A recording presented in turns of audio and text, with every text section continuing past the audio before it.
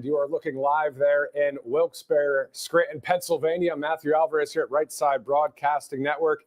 Obviously, waiting President Trump to take the stage. We will go to that as soon as he does. We do want to give a shout out to Dave and Linda watching from Opelika, Alabama. We are here in Auburn right now at the Right Side Broadcasting Network studios. Again, thank you guys so much for watching us all across so many platforms, including Rumble, YouTube, X, Facebook, the RSBN app, and of course, rsbnetwork.com. It is rally day in the Keystone State. 19 electoral votes up for grabs. Obviously, Mike and Nikki doing a great job there. Just an awesome arena. Look at that place. Packed house for President Trump. So let's go back to some of the music. And as we await the 45th and most likely 47th President of the United States, Donald J. Trump, to take the stage.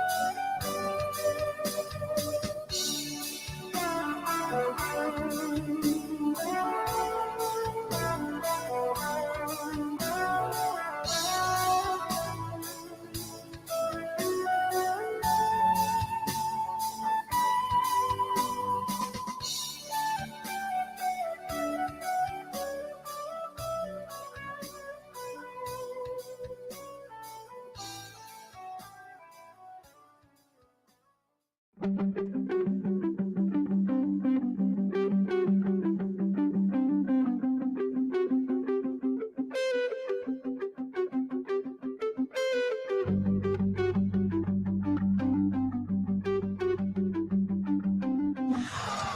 I hope that you are as excited as we all are in this incredible arena here in Wilkes-Barre, Pennsylvania, where it is filled to capacity. All the seats are full. You know, it's shameful when some of the other networks are showing what was happening 2 hours ago before the stadium was full, because people were at concession stands or the restrooms or walking around or on the line or going through security. Right now, I'm looking around the stadium. I'll post it later. You can follow my page, and you can look at RSPN's pages. You'll see every seat is full all the way to the tippy top. We are packed in here. I believe that the capacity is 10,000, and we are not so far off from there. I'll tell you, the only seats that are empty are the ones that are reserved behind the media, where you have no vision at all, and it's saved for press. So otherwise, it is packed. The music is exciting. The people are ready, and the enthusiasm is contagious, as I always say. And I cannot wait until we get into the moment when President Trump makes his way out onto the stage. This place is going to go nuts. So we are still awaiting the arrival of President Donald Trump any minute now. I know that his motorcade, from what I just overheard, was a little bit delayed. There's a lot of traffic in the area, as you can imagine, for a rally this size. We've got a 10,000-seat stadium that is packed to capacity. It is 100% filled. There are 0 seats left in the House as we await the arrival of hopefully the 47th President of the United States of America, President Donald Trump. We keep getting people coming, running out, throwing out hats. Really excited to see them. People are just absolutely thrilled to be here. We've got people dancing. You know, President Trump's playlist is going on and on with the music. It's a fantastic feeling to be here right now as we see so many patriots, so many people who just want to see a change in this country. From what we've been seeing for so long now, and this attack on America that is coming from within is just unbridled at this point, coming from the Biden-Harris administration. And to think that anything is going to be different from what we've seen over the last 3.5 years, I think that people would hopefully be smarter than what they've seen and now understand what is at stake for this upcoming election. You know we're getting close, because when you start to hear the Village People, as soon as you hear YMCA or Macho Man, you know we're getting exceptionally close to the moment. Everybody's getting enthused. You can hear the crowds. Here they go. They're doing a little wave. They're standing up. Of course, right before President Trump comes out, he wants to see the energy in the room. He wants to see the excitement. All of these people have been waiting. Some people said they got here at 1 a.m. this morning, waiting out in the rain, early morning and late night. And all day long, they've been standing outside, anxiously awaiting to come on in.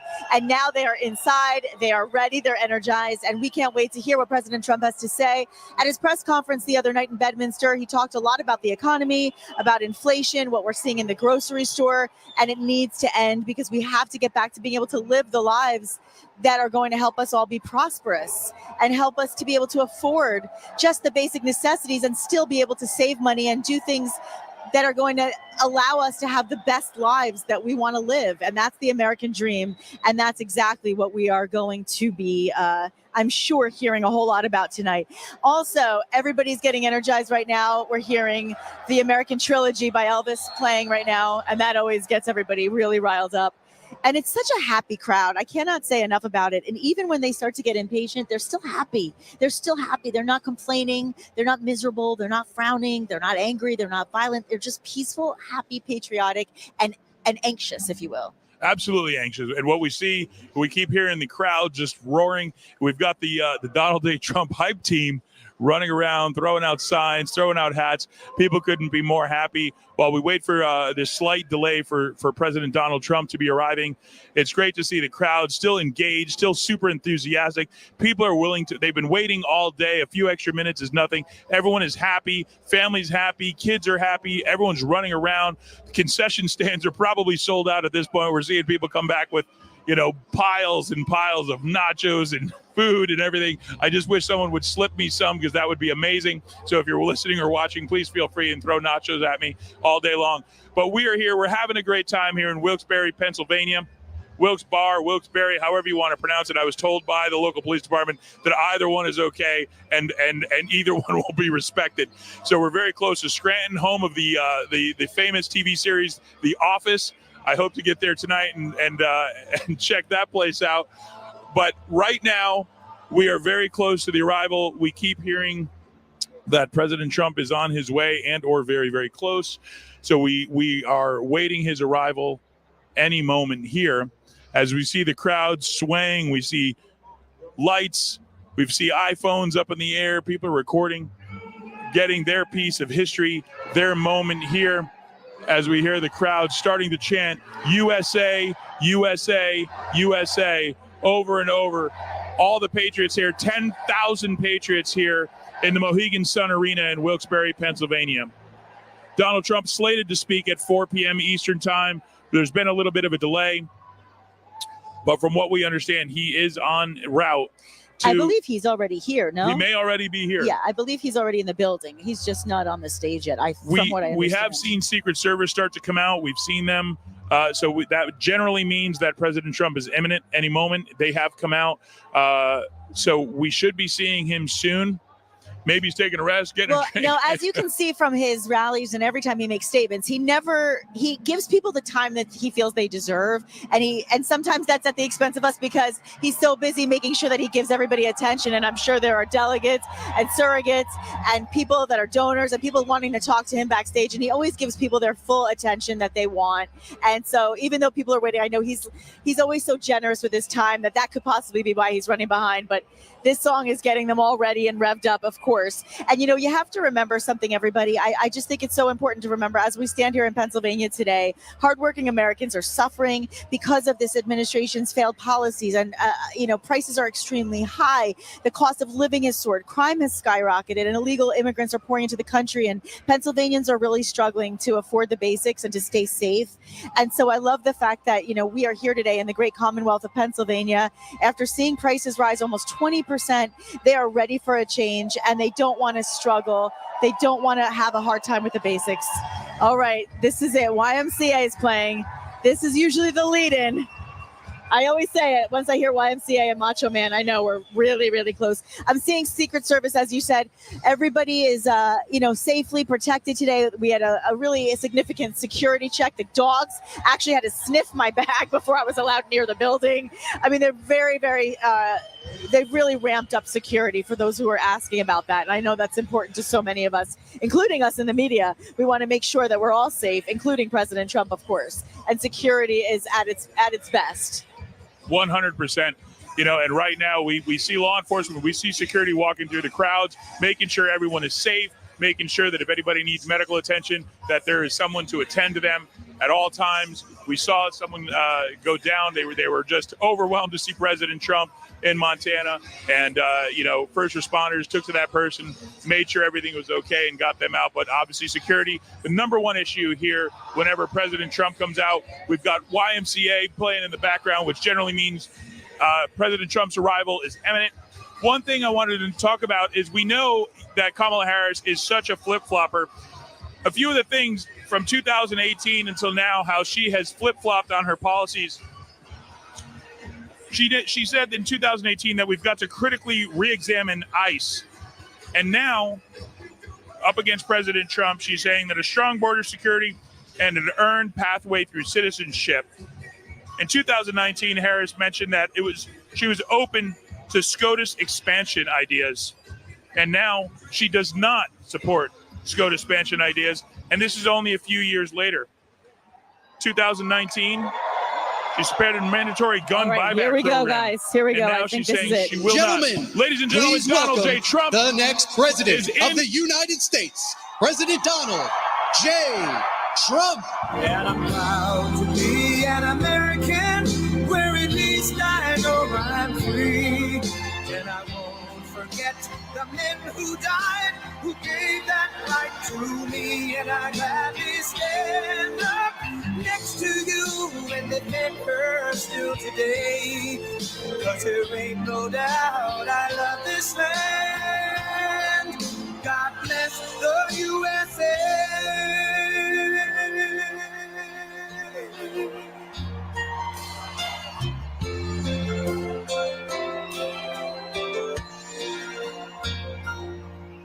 From the lakes of Minnesota to the hills of Tennessee, across the plains of Texas, from sea to shining sea, Detroit down to Houston, and New York to LA, where there's pride in every American heart, and it's time we stand and say that I'm proud to be an American, where at least I know I'm free. And I won't forget the men who died, who gave that right to me. And I gladly stand up next to you and defend her still today. 'Cause there ain't no doubt I love this land. God bless the USA.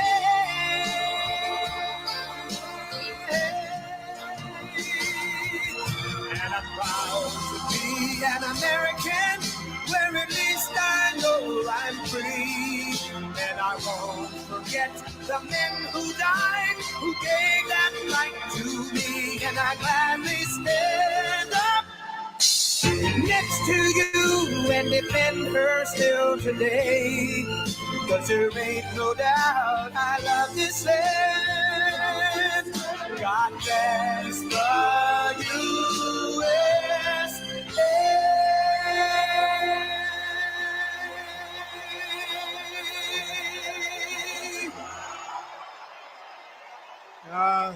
Thank you very much, Pennsylvania. I love Pennsylvania.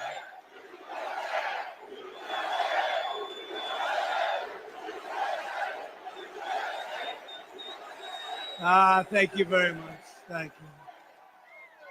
I really give a very big hello to Pennsylvania. It's great to be back in this beautiful Commonwealth with thousands of proud, hardworking American patriots, which is what you are. Think of this. Who would believe this? 80 days from now, we are going to defeat a communist known as Kamala Harris. She's a communist. Most radical left person ever to run for office. This is not what this country needs. We've had enough of them. We're going to win back the White House, and we're going to take back our country.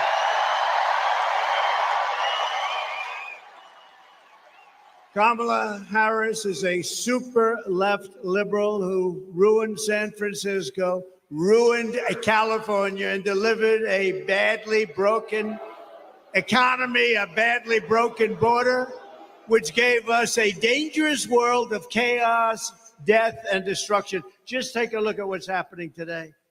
We were a respected country. Now the whole world laughs at us. We're a bunch of foolish people to have allowed this to happen, but we're going to bring it back. We're going to bring it back very fast. We'll close up the borders. We'll drill, baby, drill. We're going to do things that are going to be very good. Very good, very fast. It'll happen very quickly.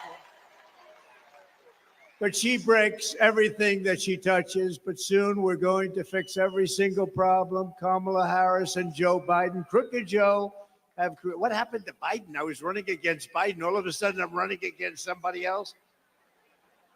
It's true. You know, it's interesting. I said, who am I running against? Harris. I said, who the hell is Harris? You don't know. Who the hell is Harris? You know, she was the first one out last time. She was the first one to lose. And now all of a sudden she's running. She never got a vote. That they are a threat to democracy. Remember that.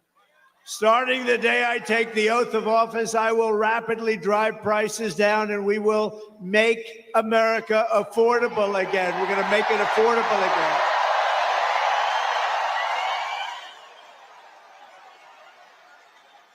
Under Kamala Harris and Crooked Joe Biden, the American dream was dead, and it is dead. It's dead as a doornail. They'll never bring it back unless we win. If we win, we're going to have the American dream alive, all for your beautiful children, your grandchildren. We'll have the American dream. We'll be back with us. Her radical liberal policies, of course, horrific inflation, decimated the middle class and gutted the finances of millions of American families. And you know what I'm talking about because everybody in this room has been devastated by what they've done. They have no idea they're grossly incompetent people. Real incomes are down by over $2,000 a year. Think of that, minimum. And ours up 5 times that amount, more than 5 times that amount. Her price hikes have cost a typical household a total of $28,000. And that's called the Kamala Harris inflation tax. She was there for everything. You know, when she sits and complains, hey, look, Joe Biden hates her, okay? Hates her. You don't mind if I go off teleprompter for a second, do you? Joe Biden hates her. This was an overthrow of a president. This was an overthrow. They went out, you know, I spent $100 million fighting Joe Biden. They told him he couldn't win. His debate performance wasn't the best ever. But they said mine was the best ever. But they said his debate performance wasn't. I look forward to debating her, by the way. She'll be easier. She'll be easier than him. Her policies are so bad. Her policy, remember, her father was a Marxist economic professor. He was a Marxist, an avowed Marxist. This is not what we want in this country. And think of it. Does anyone here feel richer under Kamala Harris and Crooked Joe? Is anything less expensive under Kamala Harris or Crooked Joe? No. It's been devastating. Inflation has been devastating under this group of people that have no idea what the hell they're doing. Are you better off with Kamala and Biden than you were under President Donald J. Trump? I don't think so. You know, they do polls on this stuff, and I'm at like 93%. I said, so why are we having an election? They didn't have an election. Why are we having an election? How would you like to be Biden?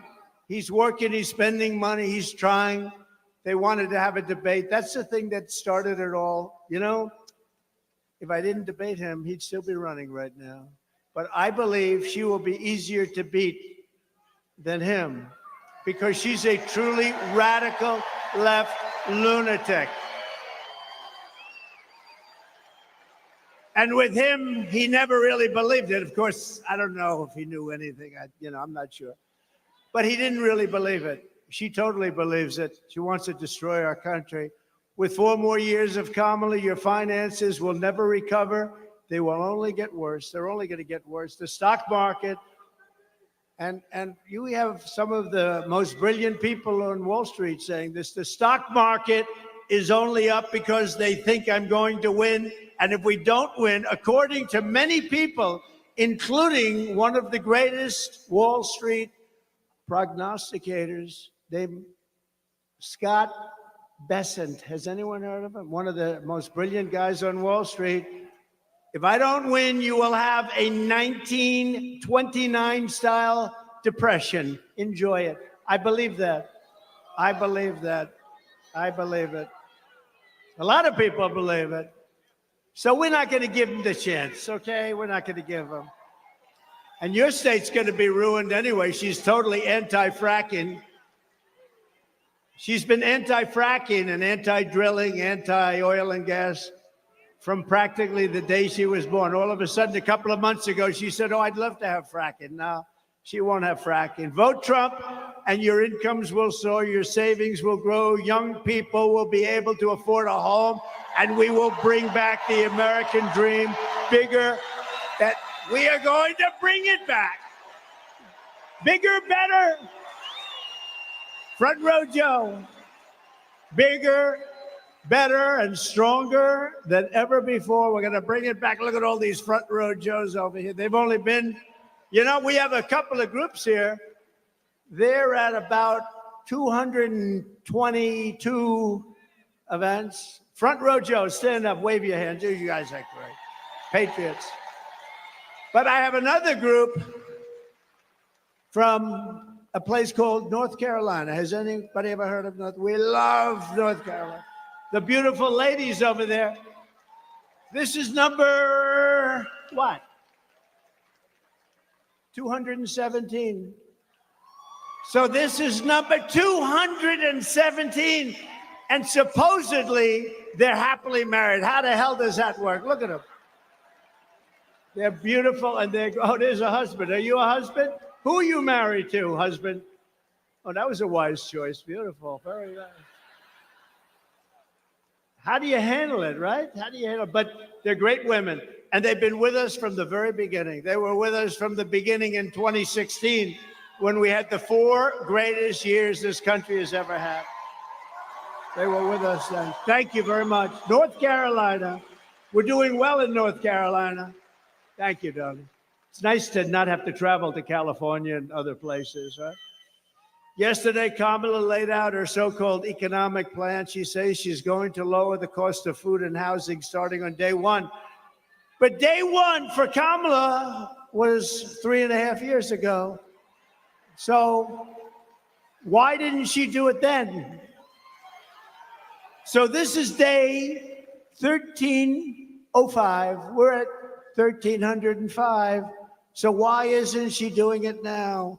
Why doesn't she get away from her nice little place with her wonderful husband, go to Washington and do it now? You could do it right now. Why does she go to the convention? Because it's a rigged convention, obviously. She got no votes. He had 14, Sleepy Joe had 14 million votes. She got no votes. She failed. She was the first one out. She failed. She never got to Iowa. Great state, Iowa. We're going to win it big. The farmers love Trump, and I love the farmers. But she never got to Iowa. She was the first one to quit, and now she's running for president. I don't know. Somebody's going to have to explain our system to our many enemies all around the world. They're watching this saying, this place doesn't make a lot of sense anymore. Everything Kamala Harris says in her speeches is a lie. She gets up and just lies. I was watching her yesterday. She talked about all the taxes I was going to raise. I never said that. I'm lowering taxes. Yesterday, she got up. She started ranting and raving that Donald Trump wants to put a tax on gasoline, a tax on food, a tax on medication, a tax on clothing, a tax on every single thing that was ever invented. Your hat, he's going to tax. Your shirt, he's going to tax. He's going to tax your wife. He's going to tax your husband. And I'm saying, I never said any of that. They make it up. I mean, here's the truth. Kamala wants to put massive taxes on American jobs and American industries. I want to cut taxes on Americans while putting tariffs on China and foreign countries to bring our jobs back home to Pennsylvania and to take in billions and billions of dollars. I'm the only one that ever took in any money from China. China was really hitting us hard, ripping us apart. That means many, many presidents. And what happened is I put a tariff on, then I raised the tariff. We took in hundreds of billions of dollars from China. And Biden can't, it's so much money, he's trying to rescind it for a couple of reasons. Number one, he got a lot of money from China. Didn't he get 3.5 million, 4 million? That they know of. But he got a lot more than that. His family made a lot of money with China. He wants to get rid of the tariff, but he can't because there's so much money they can't do anything with the budget. A tariff is a tax on a foreign country. That's the way it is, whether you like it or not. A lot of people like to say, oh, it's a tax on us. No. It's a tax on a foreign country. It's a tax on a country that's ripping us off and stealing our jobs. And it's a tax that doesn't affect our country. And you can see hundreds of billions of dollars of tariffs on other countries also. I took in hundreds of billions and nothing happened to us.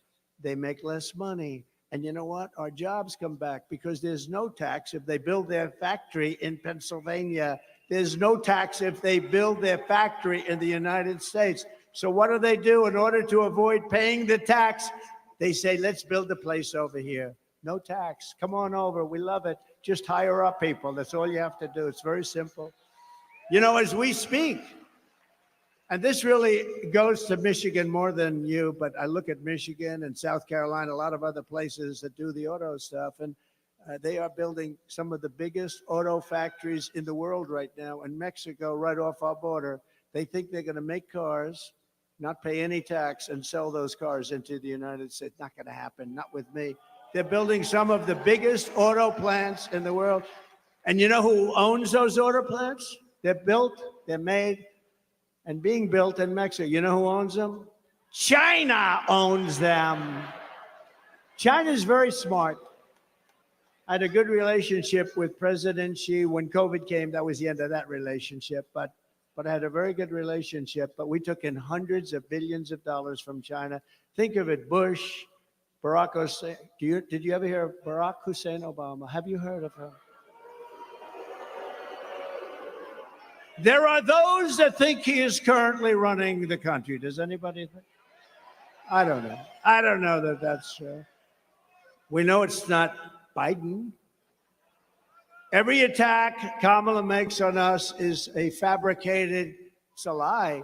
She's sort of a bad storyteller. She doesn't know how to tell a story very well, but she gets caught. She gets caught up in her own words. She's not a very good wordsmith, they say. I don't know. We're going to find out. We're going to have a debate at some point. They gave me the worst network to me is ABC. Worse than NBC, worse than CBS, worse than CNN, the home of George Slopadopoulos, a nasty guy. I said, George, I've had you up to here. So, and I said, nasty guy. The hatred. And yet when he interviews Biden, like 2 weeks ago, he interviewed Biden. It was like the nicest interview. What flavor ice cream do you like? George, I tend to like vanilla very much. With me, they get into a lot of subjects that a lot of people don't like talking about. But ABC's the worst. And that seems because they won't do it on Fox. They've turned down the Fox. You know, I've approved 3 debates. They've approved 1. The only one they've approved was their network. And now it came out in the New York Times, of all places, that the head of the news and the head of the whole thing practically is Kamala and her husband, lovely husband, best friend. Her and her husband are best friends with Kamala and her husband. And I'm supposed to do the debate. But, you know, with Biden, they thought I wouldn't do it. So they offered me something that I couldn't accept.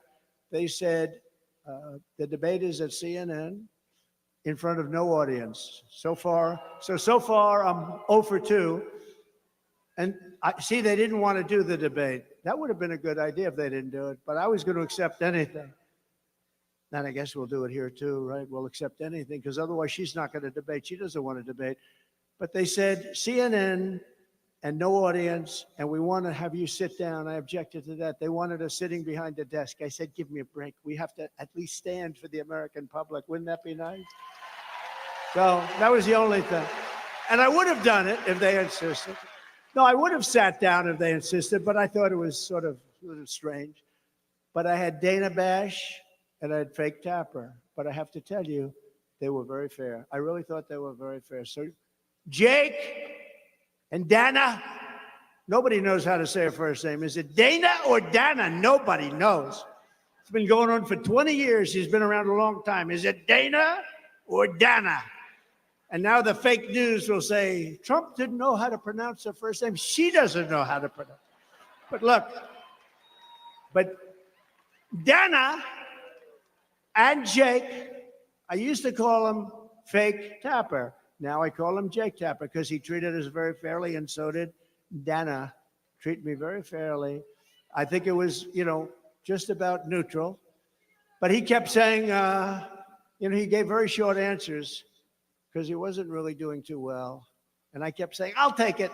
But what happened? Sir, you have 92 seconds left. This is not what he wanted to hear. Right, David? They said, you have 92 seconds left. Going to be your next senator, I'll tell you. David McClellan. I hope you can vote for him. I hope you vote for him. I hope you vote for him. He's a great gentleman, great hero, actually, in many ways. He's a great guy. But so they gave me this thing, and they assumed I was going to turn it down. So I have the wrong network. I have the wrong anchors. I have no audience. I like an audience. I love people, you know. It's oftentimes a mistake. Everything was wrong. So what we'll do is we'll offer him this thing that he can't accept. He won't accept it. And then we'll say, Trump didn't accept the debate. He's afraid to negotiate against Biden because Biden's so sharp. You know, he's so sharp. He's sharp like a razor. So, but I surprised them. I said, I'll take it. I'll take it. And people said, are you crazy? I said, look, it's the only way you're going to debate. If we do anything else, they're not going to accept it. And these people are the same way. They offered me, we were supposed to have Fox on September 4th. And they said, no, I accepted it. I don't even know what's going to happen because I've accepted it. They haven't. So maybe they show up, maybe they don't. But I think it's sort of on for September 4th, but I don't think they're going to come. And then we go and we do the debate with ABC. ABC, again, I call it ABC fake news. So bad. They're so bad. They're so dishonest, in my opinion, very dishonest people. But I find them to be the worst. And I'm a professional at this, you know, because I watch who treats me the worst. Now, NBC is horrible. CBS is horrible. They're all horrible. These are horrible human beings. But who treats me the worst? ABC fake news treats me the worst. And that's where they want it, where her best friend, it just came out the other day, nobody told anybody about this, is the head of the whole deal, right? But I'll probably say, I'll take it. Because you know what? They're not gonna do a debate. But just remember, these are phony, fake, disgusting people that hate our country. Remember that.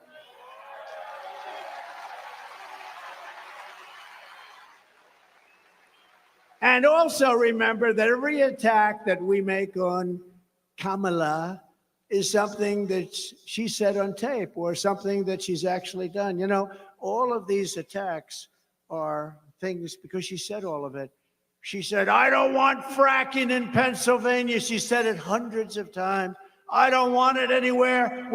Then a couple of months ago, when the polls are showing that she's getting clobbered, well, actually, nobody actually thought they were politically correct. They wanted to be politically correct because they wanted, you know, they had 11 different people and they put her name in to be number 12 and they had a vote.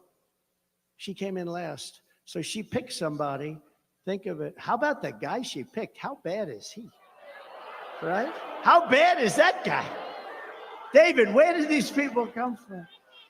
You know, he recently signed a bill in a state that I love, but a state that hasn't been won by a Republican because it's a corrupt state. But the people are not corrupt. The people are great. Since 1972 has it been won. Think of that. And I thought we won it twice. I said, there's no way we lose Minnesota. But he signed a bill for all young men's bathrooms and men's bathrooms have to be equipped with a tampon selling machine.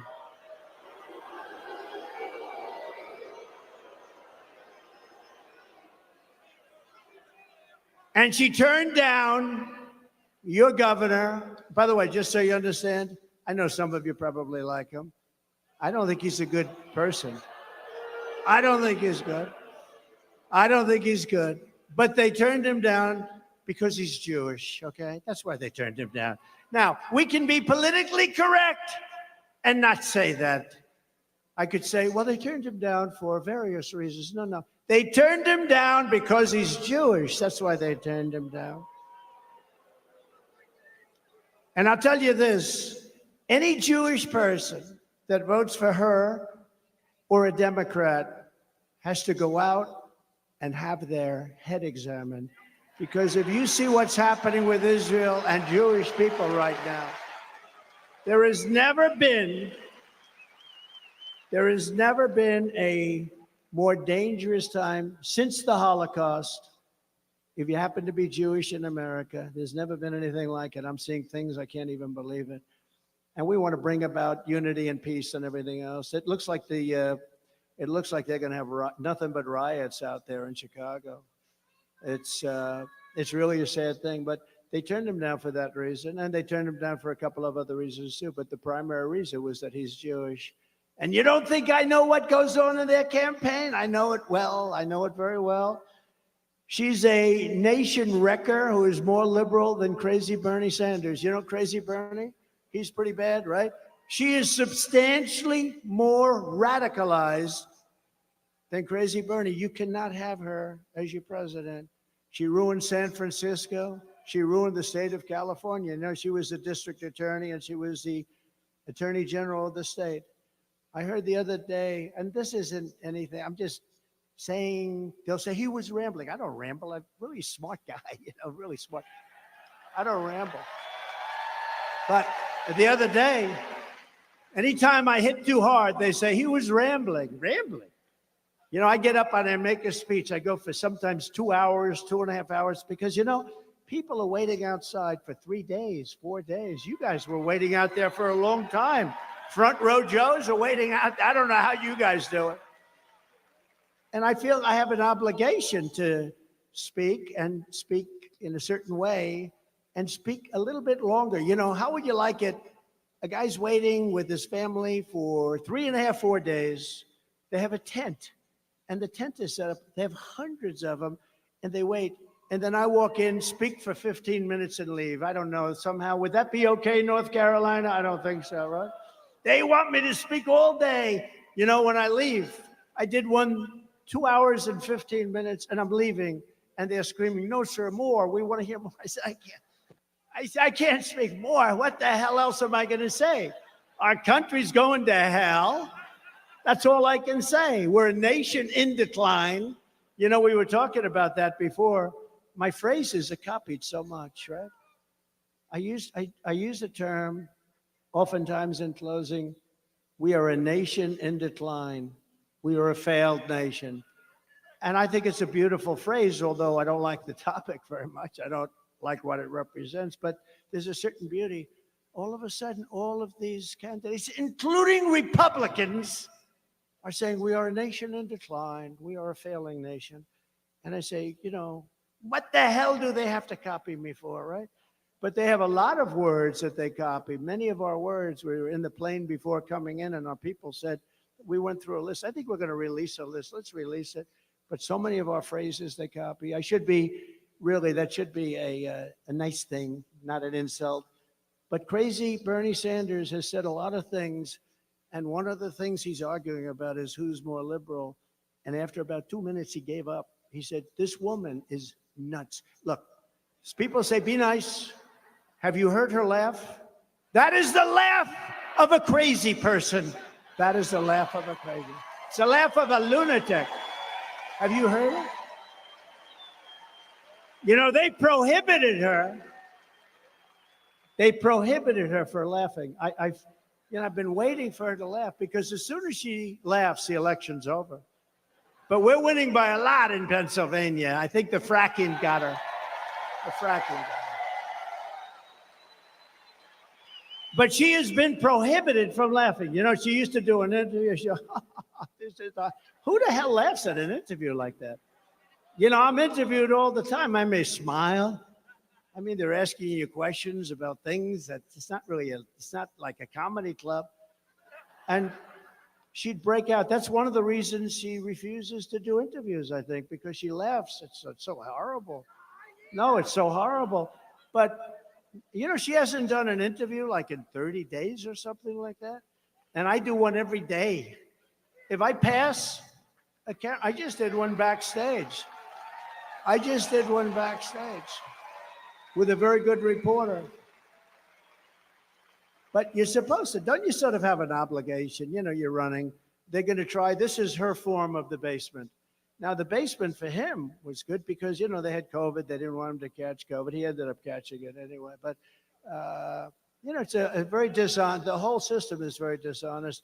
But she should be at least talking to the press. She hasn't done anything. But she's prohibited from laughing. They said, your laugh is horrible. Never laugh, ever. So she's walking around with her mouth like almost sealed shut. She won't laugh. I want her to laugh. And then we'll just claim victory. Ladies and gentlemen, I'd like to thank you very much. But we have a little video that we just put up. Would you like to see it? Go ahead, just watch. Yeah, I am radical. We need to get radical about what we are doing and take it seriously. As President of the United States, I am prepared to get rid of the filibuster to pass a Green New Deal. There's no question I'm in favor of banning fracking. We have to have a buyback program, and I support a mandatory buyback program. I believe it will totally eliminate private insurance. Let's eliminate all of that. But would you support changing the dietary guidelines? Yes. You know, the food pyramid. What people Yes. to reduce red meat specifically. Yes, I would. Raise your hand if your government plan would provide coverage for undocumented immigrants. Where do you stand on defund the police? This whole movement is about rightly saying we need to take a look at these budgets. Harris asserted that ICE is perceived as the modern-day Ku Klux Klan. Are you aware that there's a perception? I see no. Are you aware that there's a that perception? puts ICE in the same category as the KKK? Is that what you're asking me? I see no. I'm not finished. I see none. And yeah, I am radical. We need to get radical about what we are doing.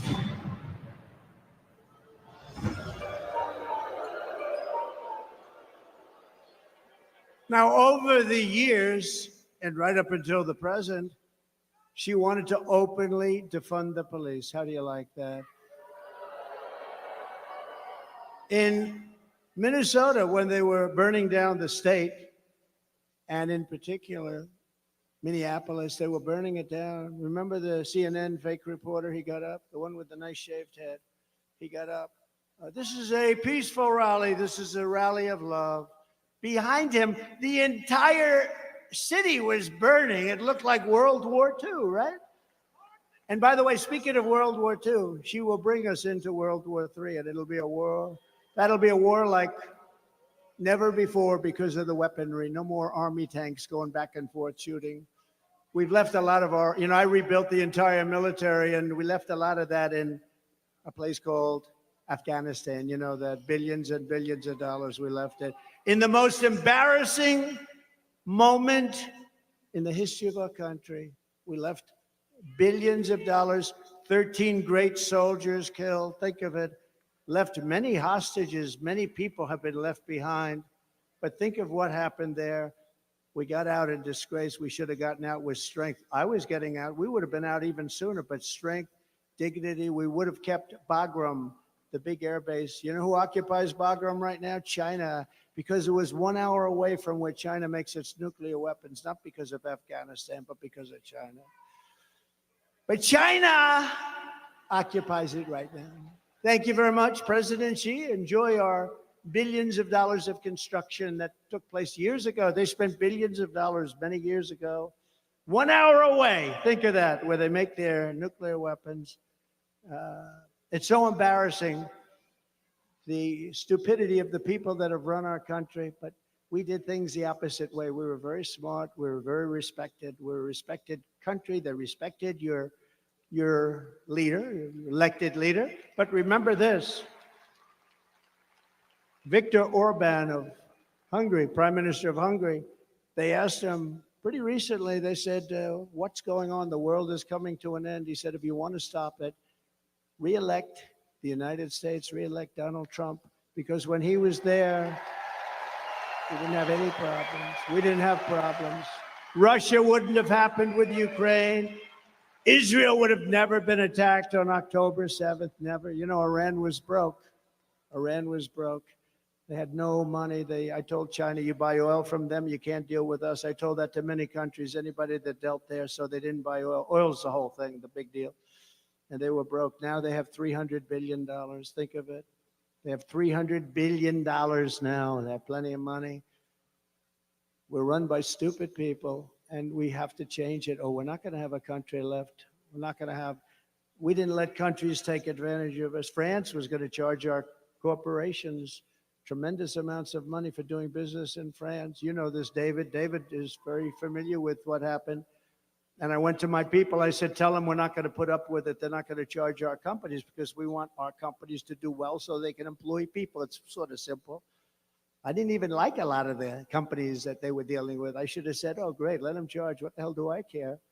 But they're American companies. And I said to Emmanuel Macron, I said, call him because my people failed to make a deal. I said, you make a deal, you have 1 week, come see me. At the end of a week, they came to see me. Good people, smart people, very smart people. Secretary of Treasury, smart guy, Mnuchin, others.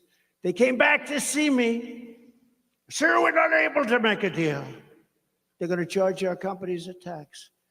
I said, no, they're not going to do it. You don't understand. They're not going to do it. Come back and see me. You have 1 more day. They came back. Sir, they won't do it. They've already passed it in their so-called legislature. We're not going to do it. They're not going to be able to stop it, sir. I said, we'll stop it. Get Emmanuel Macron on the phone. I got him on the phone. Emmanuel, how are you? So nice to talk. Oh, Donald, it is so nice to speak to you. It's beautiful. I wish I had his accent. I would have been president 20 years ago. But I said, Emmanuel, I understand you're charging our companies a lot of money. Oh, well, you know, this has been in the works for many years, Donald. And yes, it is done. It is really done. There's nothing we can do about it. I said, okay, good. Emmanuel, here's the story. If you don't get rid of that tax within 24 hours, starting on Monday morning, it was a Friday, I'm going to charge every bottle of wine and champagne that you send into our country. I'm going to charge you a tariff of 100% on every bottle. And you will not be sending too many bottles of champagne and wine.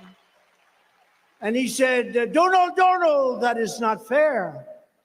That is not fair. I said, no, it's not fair for you to be charging American companies to do business in your country.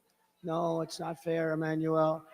Emmanuel, get back to me in 5 minutes and let me know. He called me back in 2 minutes. He said, Donald, we have decided that we will not be charging you any taxes for the American company. No reason. I did so many of them. I did so many. I could stand up here all day and tell you different stories. I just used the telephone. I could stop the war with a telephone. I could stop what's happening in the Middle East with a couple of telephone calls properly played. Horrible. Horrible, horrible, horrible. We have people that are they're babies. In many ways, I guess they're stupid, you know. People say, please don't use bad language. Please don't call people stupid. They're stupid people. How else do you describe it? I want to use a different word, a more sophisticated word than stupid. But there's no word, it's a perfect word. They're stupid people. I think they're also, by the way, if I might, they're also corrupt. They really are. They're corrupt. They get a lot of money from a lot of people. We're not going to let this socialist lunatic, and she's a socialist lunatic. That's the other thing. Please, sir, please don't call her a lunatic. I said, but that's what she is. She's a lunatic. She's a lunatic. She's going to destroy our country. And she's going to break our economy even more than it's broken. We have a broken economy. Our supply chain is gone. You know, you order something now. I don't know how many of you are in business, or even if you're ordering as a personal order, the order doesn't come. The supply chain is broken. Who ever thought of it? We never even talked about supply chain. Supply chain just worked. And because of what they've done, they've broken our supply chain. On election day, we're going to tell her that we've had enough. We said, Kamala, you are a horrible vice president. You're going to be a horrible president. We're not going to take it anymore. Kamala, you're fired. Get out of there. You're fired.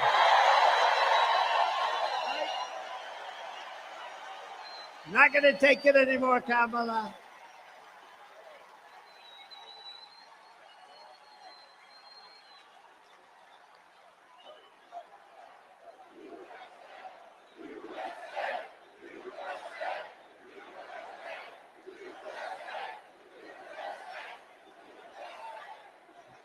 We're not going to take it anymore.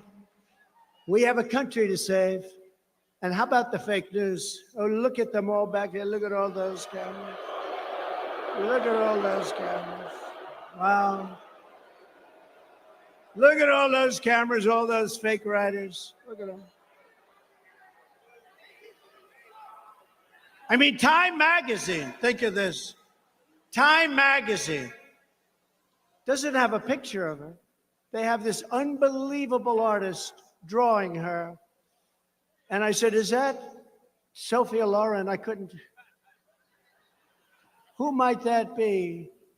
Is that Elizabeth Taylor? They say she was a beautiful woman. Who is it? It's so beautiful. Drawing. It's a drawing. They took a lot of pictures. It didn't work out, so they hired a sketch artist. I said, I'm sure, oh, they must be celebrating the great life and times of the magnificently beautiful Sophia Loren. And you're not allowed to say this anymore. You know, David, don't ever get caught in this trap, David, please. Don't ever call a woman beautiful, because that'll be the end of your political career. Please. I want to make your life much easier, David. By the way, he's also got a great wife, I have to say. He's got a great wife. But, you know, I mean, I read a so-called Republican who Ronald Reagan didn't like, by the way, and she didn't like him, but she got credit for being this Reagan speechwriter. Highly overrated. I don't know anything about her. I don't know her. Treats me badly, but that's okay. She called it wrong. She's called it wrong now for about 8 years. But she said one thing that got me. She said, Kamala has one big advantage. She's a very beautiful woman. She's a beautiful woman. So I decided to go back and reread the clause. I'm not saying he's, but I say that I am much better looking than her. I think I'm much better. Much better. I'm a better looking person than Kamala.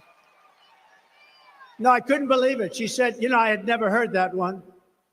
They said, no, her biggest advantage is that she's a beautiful woman. I'm going, huh. I never thought of that. I'm better looking than she is. In her speech yesterday, Kamala went full communist. You heard that? She went full communist. She wants to destroy our country. After causing catastrophic inflation, Comrade Kamala announced that she wants to institute socialist price controls. You saw that. Never worked before, never ever worked. This is the Maduro plan, Venezuela, Maduro plan of like the old Soviet Union. They tried it. How did the Soviet Union work out? It became Russia, a smaller version. It was a smaller version. It will cause rationing, hunger, and skyrocketing prices, just like their Inflation Reduction Act caused, one of the great scams of all time. They got it approved with a beautiful name, Inflation Reduction, because inflation under their system has been so bad. It's gone up much more than 50%. You know, they say 30, 40, 50, much more. People are being devastated. They're being devastated. But it's gone way up, way up. And they made a big mistake. Yesterday in her speech, I think she said, I had to play it back. You know, I love the playback controls you have nowadays. They used to call it TiVo. Now they have TiVo. I think it's the single greatest invention. It's better than television, because television would drive you crazy if you couldn't do a playback, right? Now I can play back. I heard the statement, and I heard that statement that she made. And I said, you know, she made a statement yesterday that from her time in office, essentially, prices have gone up by 50%, something like. I said, did she just say that? I said, that speechwriter is going to be fired. In fact, we took that section and we actually made a commercial on it. And we got the best commercial of the week. And we didn't do anything. We just played her back. But here's the problem. The things that she said yesterday don't work. They have never worked. They've never been used many times before in many other countries. They've never worked. They've just never worked. They've been used oftentimes, many countries, and in every single event, it ruined those countries. It's a communist system. It's what her father, a Marxist, he was a Marxist, It's what her father taught her from a young girl growing up. She's promising to hand out things she can't deliver. She can never deliver them. She'll never get them approved. Just like when she and Crooked Joe tried to give away student debt. Remember, she wanted to pay. How did that work out? Not too good. The students are saying, I love him because of student debt, but he got rejected.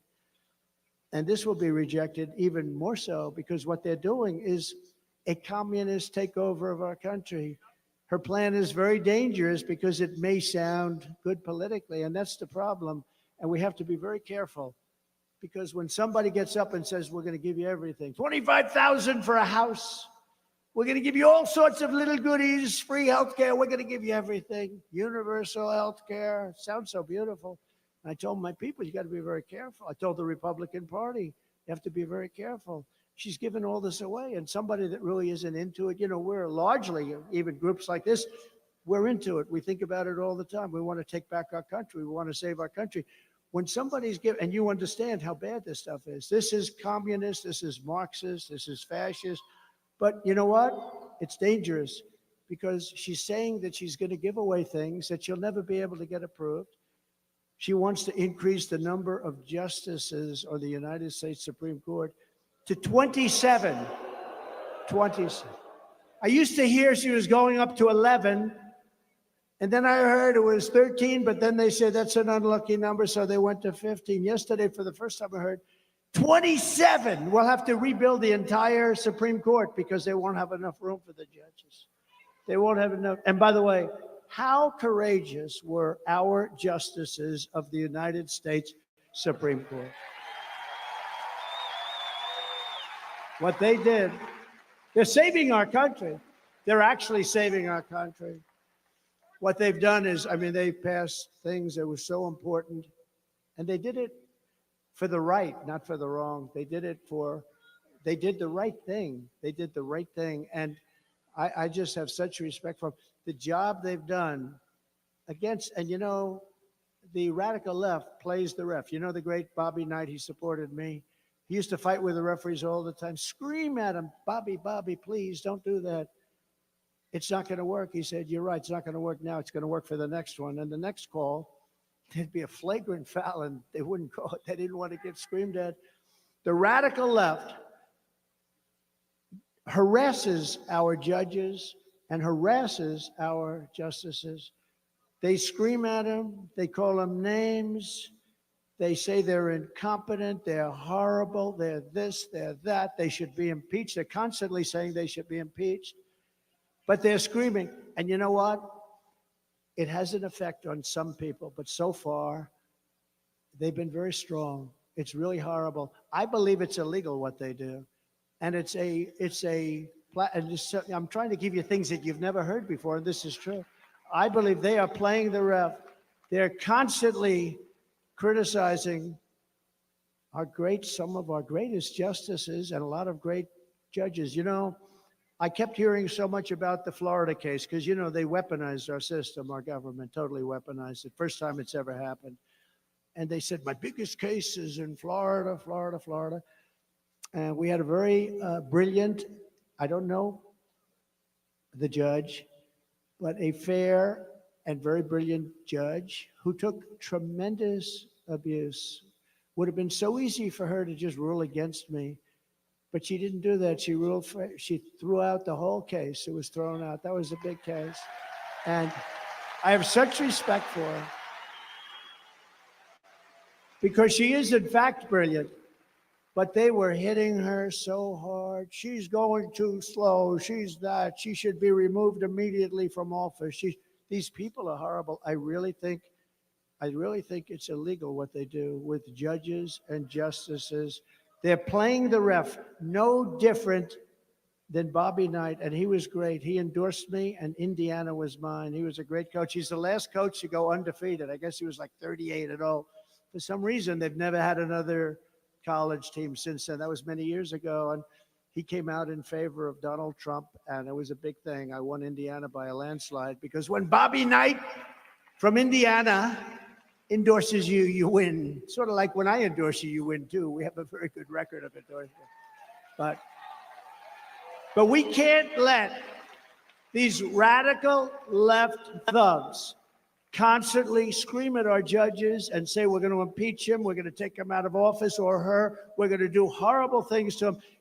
Continuous. When you heard Schumer get up on the stairs of the courthouse, Supreme Court, and talk about, Kavanaugh, we're going to get you, Kavanaugh, we're going to hit you, or whatever the hell he said. If a mobster said that, they'd be put in jail immediately. He frankly should have been put in jail, or certainly spoken to very strongly. He got lucky. He got lucky. He had a couple of guys that didn't want to do it, and I understand that also, but he got lucky. But you know, we can't let him do that, and I just want to pay my respect to the judges that have suffered abuse at the hands of the radical left lunatics, and I really admire them for being, because you know what? All they have to do to end it is rule against me or whatever it is. If they say, Trump, you're guilty. Oh, now all of a sudden they say, oh, that's the last time they ever say bad. But they can't do it because these people have weaponized the Justice Department, including local DAs and local attorney generals and Fani, you know, Fani spelled F-A-N-I. My name is Fani, F-A-N-I. I don't figure it. You put a little French accent on the word. With her lover, Wade, right? Lover Wade, we call him, lover boy Wade. She hired and paid him almost $1 million because of his great knowledge of the law. He never did it before. With us today is Daniel Campos, a pilot in Venezuela who now lives in Pennsylvania. Great gentleman. Daniel came to tell us what you think of Kamala Harris leading our country into socialism. We're being led into socialism, but the socialism will be short-lived. It's going into communism. If you would have told me, and if you remember many times during State of the Union, I would say, we will never have a socialist country, and everybody would applaud. But I was right, because we're really, I think, skipping socialism.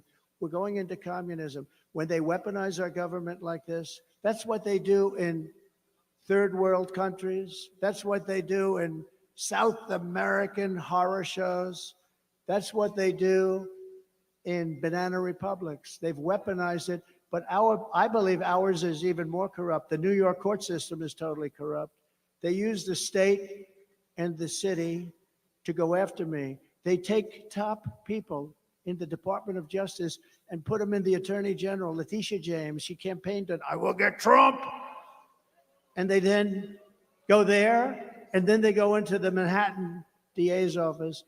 They use Hillary Clinton's lawyer and the Democrats' law firm to leave the firm and go into the DA's office in order to prosecute Donald Trump, free of charge. They're not going to charge. Then he writes a book. This guy writes a book before the thing even went anywhere. And in the book, he said, I do it for free. It's so great. These are corrupt people, and we have to call them out. So remember the term, playing the ref with our judges and our justices should be punishable by very serious fines and beyond that. But I'd like to ask, because we're into that whole system, and I'd like to call up Daniel. Please come up and tell us about your experience in living in a country that went very, very bad, went radical left, and the experience has not been good. Please come up. Thank you. Hi, Daniel.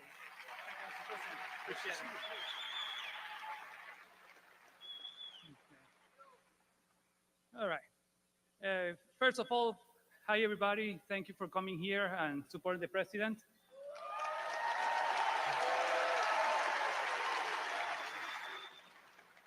I'm going to say the first part of the speech, of my story in English, then I'm going to repeat it in Spanish in order to allow our Latino voters to understand and hear what the situation is going on.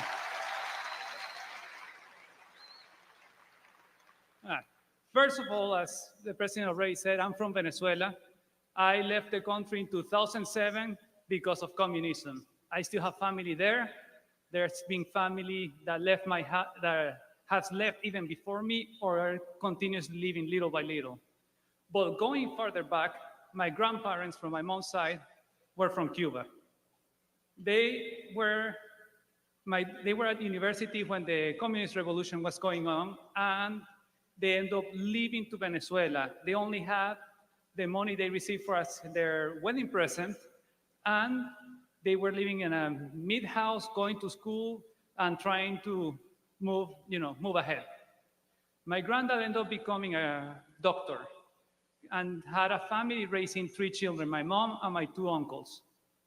When in the early 1990s, Chavez did a military coup, and right after he ran for president, my granddad saw the similarities to what was happening in Cuba, and he told everybody that would listen to him that it was coming.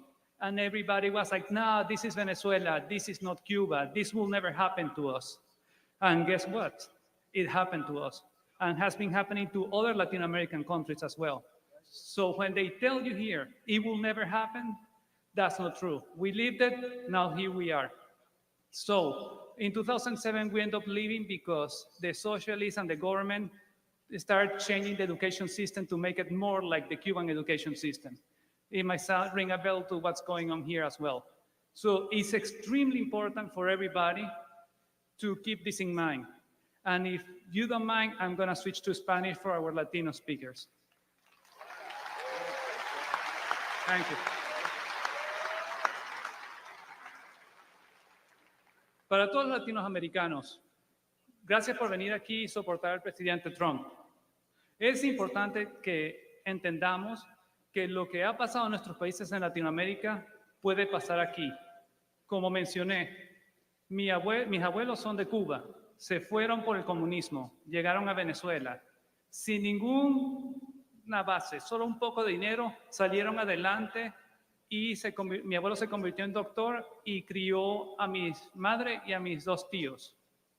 Cuando Chávez hizo el atentado, el golpe de Estado, y después corrió por presidente, mi abuelo trató de advertir a todo el mundo que esto era exactamente como Cuba. Nadie le hizo caso. ¿Qué pasó? Chávez entró y 20 años después aquí estamos. Tienen que recordar que si pasó en un lugar, puede pasar aquí también. No crean que porque Estados Unidos, gran economía, no puede pasar. Puede pasar y vamos encaminados. Al menos que tomemos un paso diferente. Y yo por eso pienso que Trump es la mejor persona para hacerlo. Going back in English, that we are going on a path that is taking us to what Venezuela became. And the only way right now that we can avoid keep going down that path is making Trump president again.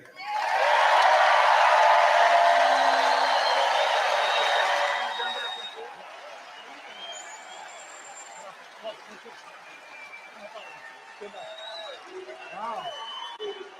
Great.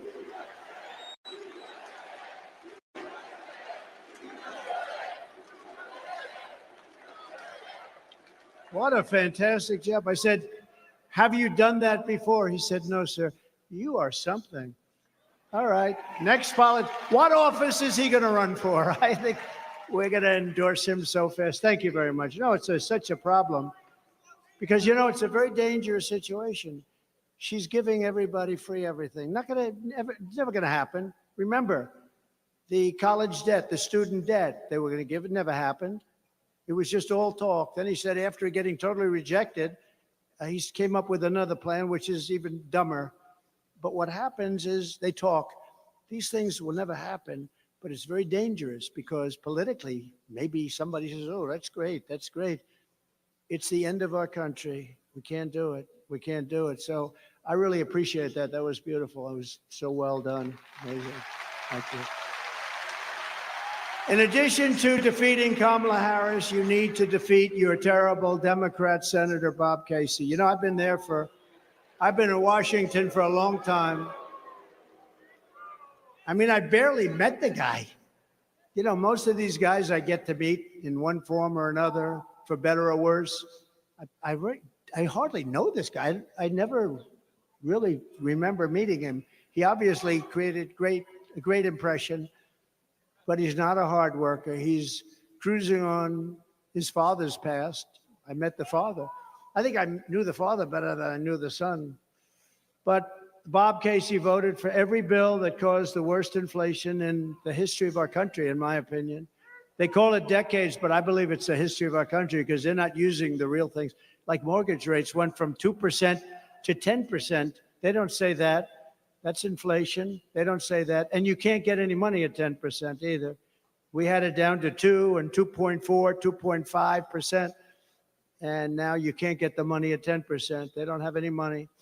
He voted to open borders and the war on Pennsylvania energy. You know, Bob Casey voted against all of this stuff, against your state, but you don't know because, you know, you have other jobs. You're not watching Bob Casey. That's why you need to fire Bob Casey, and you have to elect a man named David McCormick for the U.S. Senate.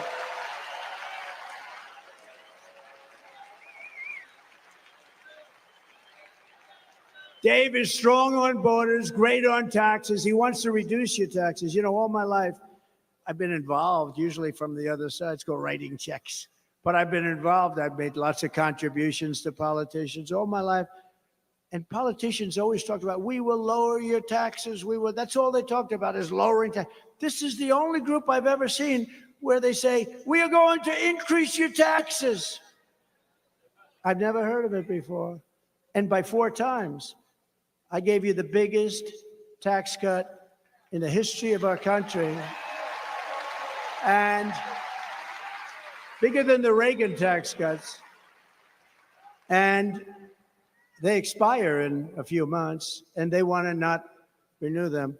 If that's the case, you're going to pay 4 times the tax that you're paying right now. And then they, on top of that, want to increase your taxes to pay for the Green New Scam. You know what the Green New Scam is? The oceans will rise 1/8 of an inch over the next 400 years. But they don't talk about a madman that's building nuclear missiles right now. That's your real global warming. It's not this. Your global warming is war.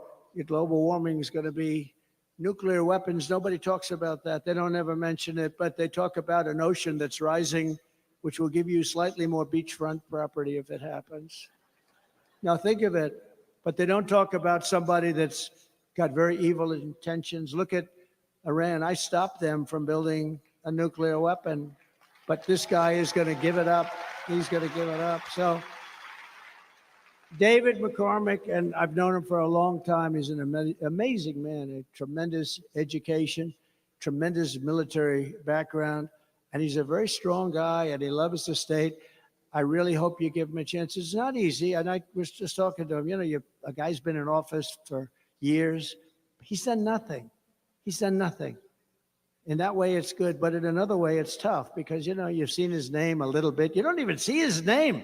Most people don't even know. If you ask who are the senators, they may choose the one that didn't do so well in a debate, but won, right? He didn't do too well in a debate. I wonder who did worse in the debate, Biden or him? I think maybe Biden did. I think, actually, he's made more sense than a lot of other people over the last few months, in all fairness. He actually has. I commend him on that. But nobody knows about Casey. Nobody knows about him, even though he's been there for years. His father was there for years. I just want to ask, it's very important because we want to turn our country around. We need to get great representation, even beyond the presidency. And this is a dead seat. It's a seat that voted with this group of people, Barack Hussein Obama and Biden, and her, because she was a part of it. You know, she's now trying to claim that she has nothing to do with Biden. She had nothing to do with the administration. They put him on. Now, maybe they change it, because I said this a couple of days ago. Usually when I say something, they immediately change it, so I can't say it anymore. But they gave him speaking on Monday night. Now, maybe have they changed it? I don't think so. Monday night is considered on a convention Death Valley. It's Death Valley because people aren't watching Monday night. So they deposed a president. It was a coup of a president. This was a coup. Nancy Pelosi, crazy Nancy. She's crazy as a bedbug. Crazy Nancy went in and laid it out. And she never thought he was good because she's smart, cunning, nasty, mean, but she's crazy. And she went in and she said, you're getting out. And he said, no, I'm not. Only God will get me out, right? Isn't that what he said? Only God. And within about 24 hours, he announced that he was going to get out. And he won it. He went through a primary system. She didn't. He beat her in the primary. She ran along with 22 people. She ran. She was the first one out because she was no good. She was no good. And now she's running. And this is not what our country is all about. And he feels terrible, and he's a very angry man. I watched him yesterday. He's a very angry man. I think he hates them more than he hates Donald Trump, and that's hard to believe. I really do. He's an angry man, and he should be an angry man. They walked in, and they stole the presidency of the United States from him. Now, I think he was a terrible president. I think he was the worst president in the history of our country. I think that Jimmy Carter is the happiest man on earth today. He's not a young man, because Jimmy Carter's presidency was brilliant by comparison to this. But she was a big part of it, and she's going to be an even bigger part. Now she wants to give our whole country away. And just as Daniel and others have said, I mean, our country's going to die. And yet it's scary because she's given so much away. I mean, who's not going to vote to get some money for a house? It's never going to happen. It's trillions of dollars. It's never going to happen. But who's going to vote? I mean, people will maybe vote for this. I said before, it may be good politics, but it's going to destroy our country. The Washington Post, one of the most evil print journalism. They've lost a lot of people over the last couple of years. It's nasty. They came out with an editorial excoriating her. Actually, I spoke with Jeff Bezos just for the almost the first time. I met him once before, and he was so complimentary on the way we handled the horrible situation that took place recently, and I appreciated that. But we talked a little bit about the paper, and their radical left paper. They excoriated her in today's editorial, excoriated her. And I give the Washington Post tremendous credit. I believe the New York Times did or is about to do the same thing. But when they're going after somebody because they're far, it's not even left. Every single country that's done this, it's been done many times because it's so easy to say, I'm going to give you this, I'm going to give you that. We're going to put price controls on food. How do they do that? We're going to say the beans are going to cost, the cereal's going to cost. Doesn't work. And what happens is you end up with huge inflation and no product because you can't make it anymore because they lose money hand over fist. So it doesn't work. But it's scary because sometimes people vote for it because it sounds good. It sounds good, but it's really bad. We're going to give you tax cuts. We're going to give you additional tax cuts. We made our country wealthy. We made our country better than it had ever been before. And we did it. We did it. We had, the big difference is we had a man serving for 3.5 years with her at his side. And we had us, and prior, we did a great job on COVID, never got the credit. I got great credit for the economy, in all fairness to the fake news. I got great credit for the economy, great credit for the military. We defeated ISIS. We had no new wars. We rebuilt our military. Think of that. We came up with a new and very important organization, to put it mildly. First time since the Air Force, almost 80 years, Space Force. And we took space where we were languishing to China, falling way behind China and Russia. We took space, and now we're dominating them. We put some incredible people in there. Space Force has been so important. It'll end up being one of our truly important, already is. I mean, it's coordinating with yours, but we created Space Force. We did so many things. Right to try, medically, right to try. If you're terminally ill, you had no right to get medicine. Now you sign a document. They tried to get that for 58 years. 58 years, they were unable to get it. I sat everybody down, the labs, the doctors, the insurance companies, and the country, because they didn't want to be sued. Somebody's terminally ill, they take something, they die, and then the family sues them for killing the mother, the father, the sister, the brother. And I said, no, you're going to sign a document and you're not going to sue anybody, but you're going to go home and you're going to have the greatest drugs in the world that won't be approved for another 4 or 5 years of terminally ill. And we have saved thousands and thousands of lives, thousands.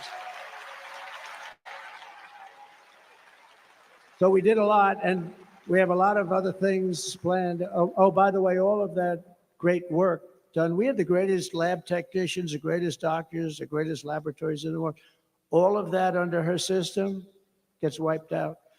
They're close to a lot of great cures. I worked very hard on that. I also worked very hard on the FDA, getting them to bring it down, because it was going to take an average of 12 years to get something approved. I got it down to 5. I wanted to get it down to 2, but things have to happen. But we got it way, way down, and we came up with things. And we have thousands of people that are living today that were considered terminally ill just a short while ago. It's one of the things I'm most proud of. Go right to try. And hopefully nobody in this room needs it. But if you do, you don't have to go to Asia. You don't have to go to Europe. Or if you have no money, you go home and you die. That's what happens. Mostly people don't have any hope. They go home and die.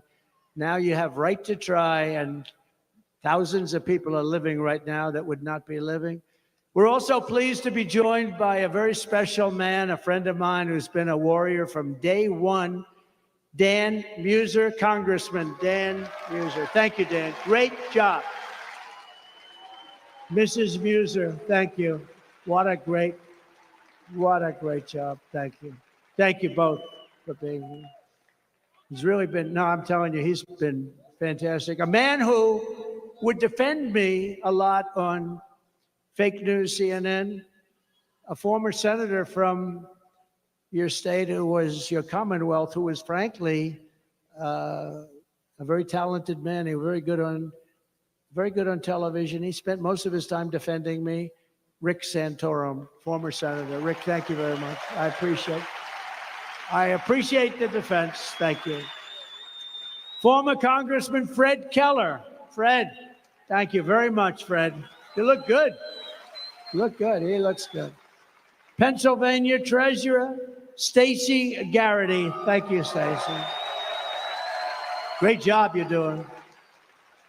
The next congressman from Pennsylvania's 8th Congressional District, Rob Brenahan. Thank you, Rob. Good. Great primary win. That was a big primary. I endorsed him. Great job. That was a big win. Candidate for the 7th Congressional District, Ryan McKenzie. Ryan, thank you. Congratulations.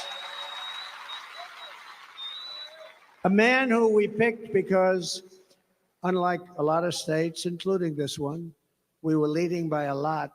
And then all of a sudden, a miracle happened. We had another miracle happen about 4 weeks ago, too. But this was a big miracle. And they found millions of votes. They found a lot of votes. But they didn't do that in North Carolina, where he was the head of the Republican Party. And I said, who is that guy? His name is Michael Whatley, and we appointed him the head of the RNC, the Republican National Committee. And he is doing a fantastic job. Really, really a great job. Thank you very much. He's going to keep their cheating down to a minimum, right? Maybe nothing, but, we know them better. They won't stop. They won't stop. We have an expression, too big to rig, right? Too big to rig. And we're leading by a lot, even though we now have to run against somebody. Think of it, I spend $100 million. Now I have to run against somebody else. Is that fair? I think they should reimburse me for the $100 million. Who wants to collect? Does anybody want to go and collect? I'll get front row Joe to collect. The mayor, who's really a wonderful man, by the way. Mr. Mayor, it was good meeting you. Carl Curran. Thank you, Carl. Thank you very much. Thank you, Carl. Good man. New York's Broome County DA, Paul Battisti. Paul Battisti. Thank you, Paul. Thank you. Good job you're doing. I wish you were in Manhattan. It would be very. We could use a good one in Manhattan. And Lackawanna County Commissioner Chris Shermack, Chris. Thank you, Chris. Thank you, Chris. Good job. On my first day back in the Oval Office, I will immediately sign an executive order directing every cabinet secretary and agency head to use every power we have to drive prices down. But we're going to drive them down in a capitalist way, not in a communist way. At the center of this effort will be to end Kamala's war on American energy, and we will drill, baby, drill. We're going to get your energy prices down. We're going to get your energy prices down by 50%. The Kamala presidency will mean death for Pennsylvania energy. Remember that. It'll mean death for Pennsylvania energy. Kamala imposed a natural gas export ban to cripple Pennsylvania energy producers. You do know that she's against this whole energy thing that you have going, which is by far the most important thing you have from an economic standpoint, a job standpoint. She's against it. Kamala supports a carbon tax on the working class, and she's vowed that she will ban fracking, which means 423,000 plus at least 150,000 jobs beyond that.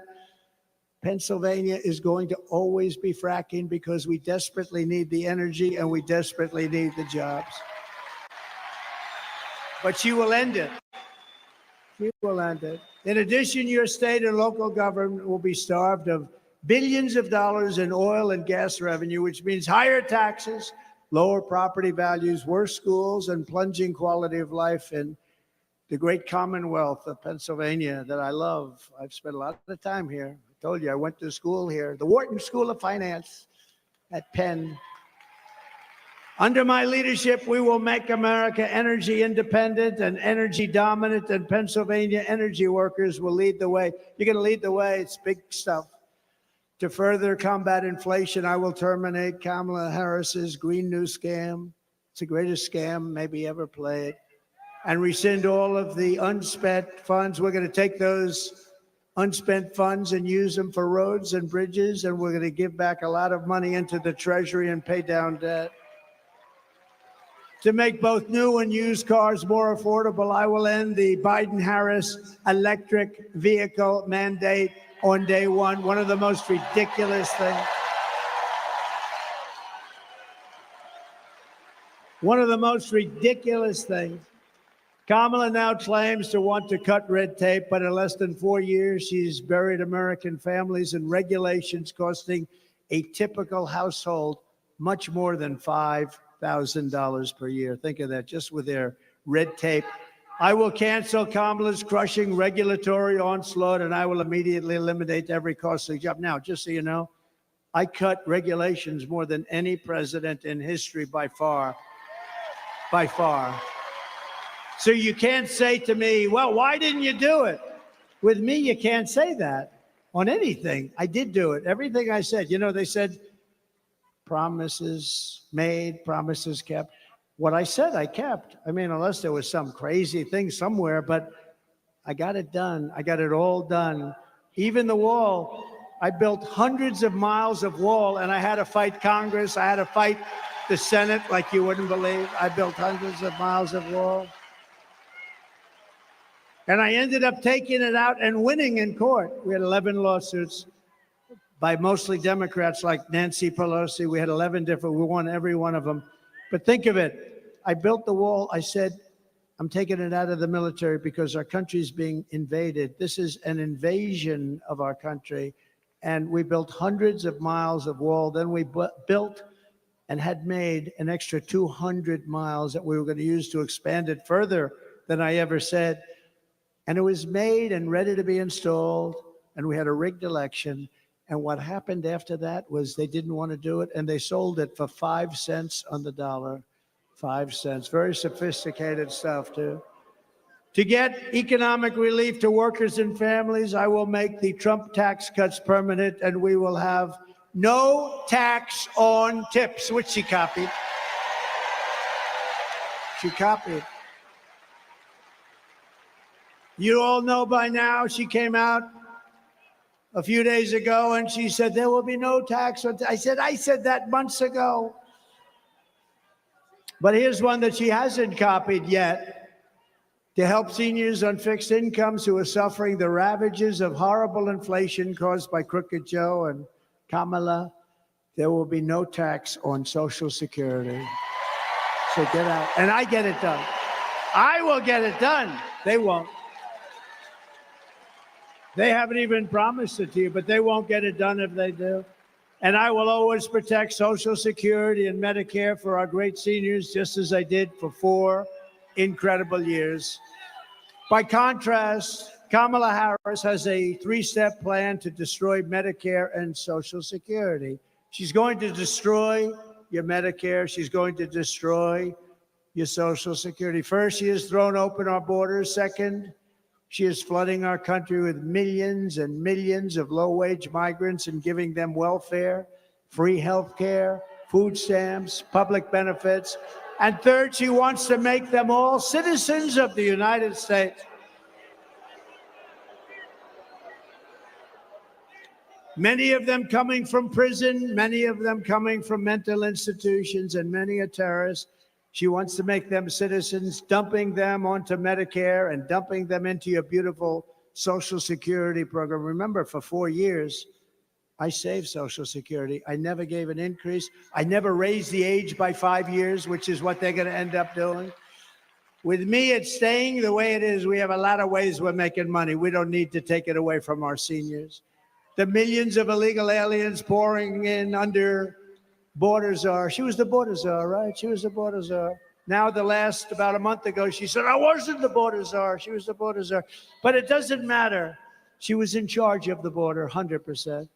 But border czar Harris are coming in from the worst places, some of the most dangerous countries in the world. And as I said, they're emptying out their jails and prisons, and they're emptying out their mental institutions, and they're dumping them into our country. What's happening to our country is shocking. It's unacceptable. And we have no choice. We're going to do the largest deportation in the history of our country. We have no choice.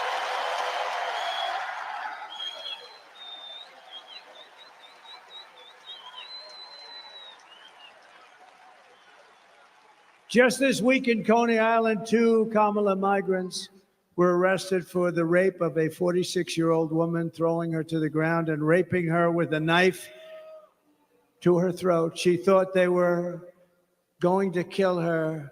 She said they weren't looking to rape me, they were looking to kill me. And it was a terrible thing. One of them had previously been arrested for raping another woman at a migrant shelter. But he was shielded from deportation by New York City sanctuary laws, which Kamala Harris strongly supported and doesn't want to change.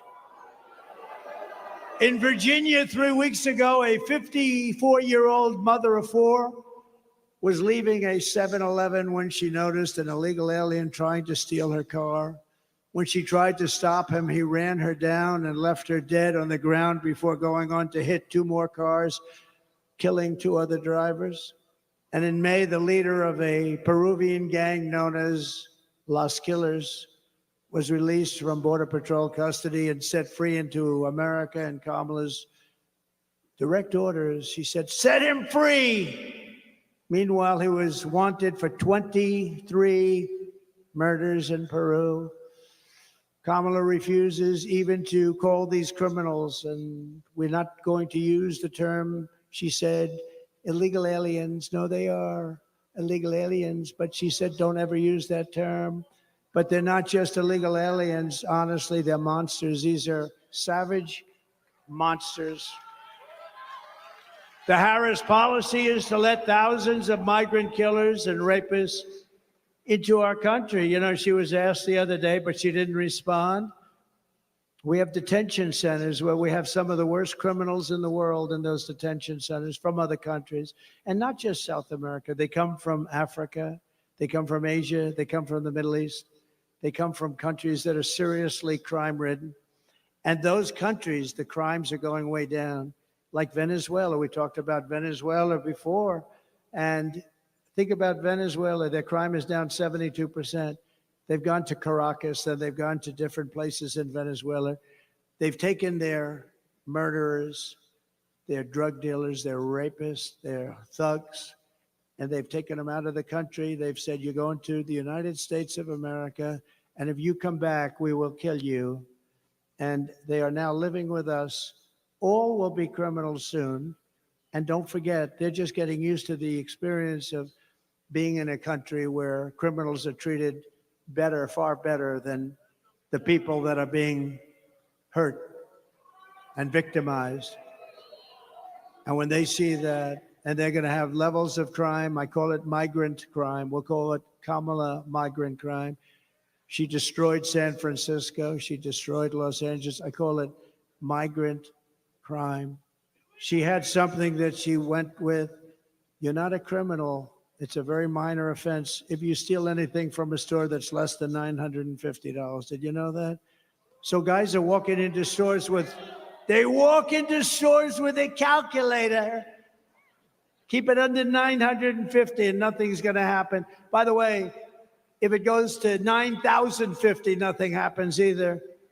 What's happened in California with Governor Newsom and guys like this, people like this, is terrible. But Kamala, what an environment, what a beautiful place, what a great place. The weather is so beautiful, the ocean, everything's beautiful. It's crime-ridden and horrible, and changes have to be made. The Trump policy is to keep these savage criminals the hell out of our country. They're going to be out of our country. If Kamala wins, you will have mass amnesty and citizenship for all. She wants to give all of these people citizenship. In Venezuela, their crime is down 72%. In other countries all over the world, their crime is way down. And in our country, wait till you see the real numbers, because they're not counting migrant crime, which is going to make our crime look like baby stuff. If I win, you will have the largest operation of police to take care of us. They have to take care of us. They want to take care of us. They want to do their job. As Border Patrol wants to do their job. And it's going to start on Inauguration Day, January 20th, 2025. It's going to start immediately. They want to do their job, and we don't let them. And if they do their job, and if they're a little bit strong about doing their job, they're dealing with a lot of very tough people. They take away their pension. They take away their job. They lose their family. They lose their house. They lose everything. They end up in squalor. And we're not going to do that. We're going to defend our great local police and law enforcement in general. We're going to defend them. We're going to defend them because we want them to protect us. And we're going to need them much more than ever before, because the criminals pouring into our country by the millions. I believe the real number is over 20 million people. You don't hear that yet. 10 million, 12 million, 14, even if it was, it's still so many. But I believe the real number is over 20 million people. That's larger than New York State. Kamala Harris wants to eliminate private health insurance and give free taxpayer-funded health care to every single illegal alien in the country. They want to give, and then you wonder, why do they come up? You know why they come up? Because guys like Newsom and others are saying, come to our country, we'll give you health care. You know what they're doing to your school system is incredible. People are taking the seats of your children. Your children can't go to school, and you have people taking their seats that don't speak a word of English, come from a foreign country, and your kids aren't getting educated. Your kids are not getting educated. They're considered like secondary citizens. And this is Kamala and Joe to a lesser extent. Look, Joe's lost. Forget him. By contrast, I'm going to keep the Affordable Care Act unless we can do something much better. We'll keep it, but we can do much better. It's too expensive for the people. They can't afford it. It's lousy health care. If we can do something better, we're working on it. If we can do something better, but we will never let anybody touch it unless we have something better. We're going to deliver lower prices, lower drug costs, and new options that will dramatically reduce the crushing burden on all American patients. And Kamala and Crooked Joe, they try and take credit for $35 insulin, but I was the one that did the $35 insulin, not them. Just kicked in during their administration. I remember a few years ago, I said, Boy, oh boy. They said, sir, this will kick in over the next 2.5, 3 years. I said, what about now? You couldn't do it, just a process.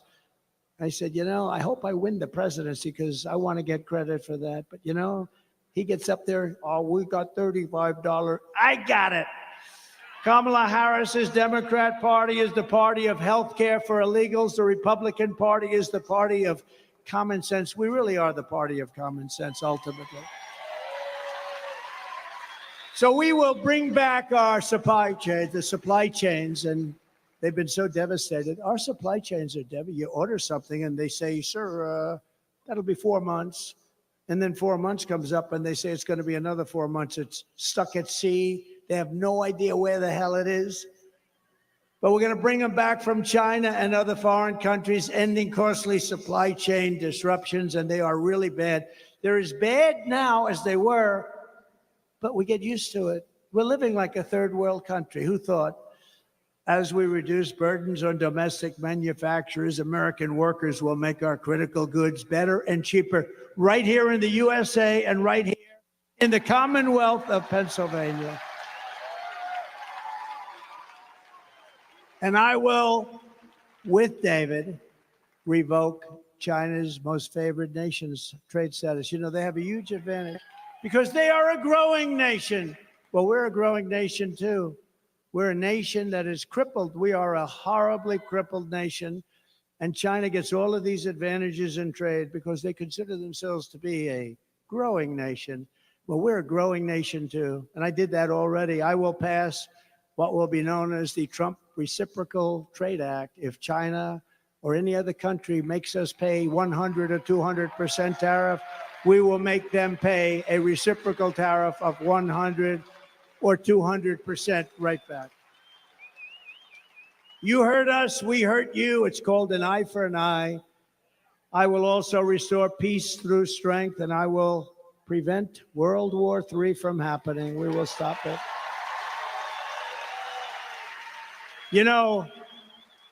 When crooked Hillary Clinton was running against me, she said, look at him, listen to him. He will start a war, a world war. We had no wars other than I defeated ISIS in its entirety, 100% of the ISIS caliber. Listen to his rhetoric. Listen to his horrible tone. I said that horrible tone is going to keep people from fighting us, and that's what happened. We had no wars. It's been 81 years since that happened for a president. No wars other than ending some wars that we're in and defeating ISIS. 2 days ago, I watched a parade of the Taliban in Afghanistan. Did you see it? The Taliban, where they were showing all of our equipment that they took from America, $85 billion worth. 2 days ago, celebrating 3 years of the defeat of America by these guys. And I knew him very well. Abdul was the head. Abdul was not playing games with me. We had, they were executing a lot of our soldiers. And I spoke to him. I said, Abdul, don't do it anymore. There'll be no more. Anyway, I said it's pretty tough. And you know what? For 18 months, we didn't have one American soldier killed in Afghanistan. And then I left.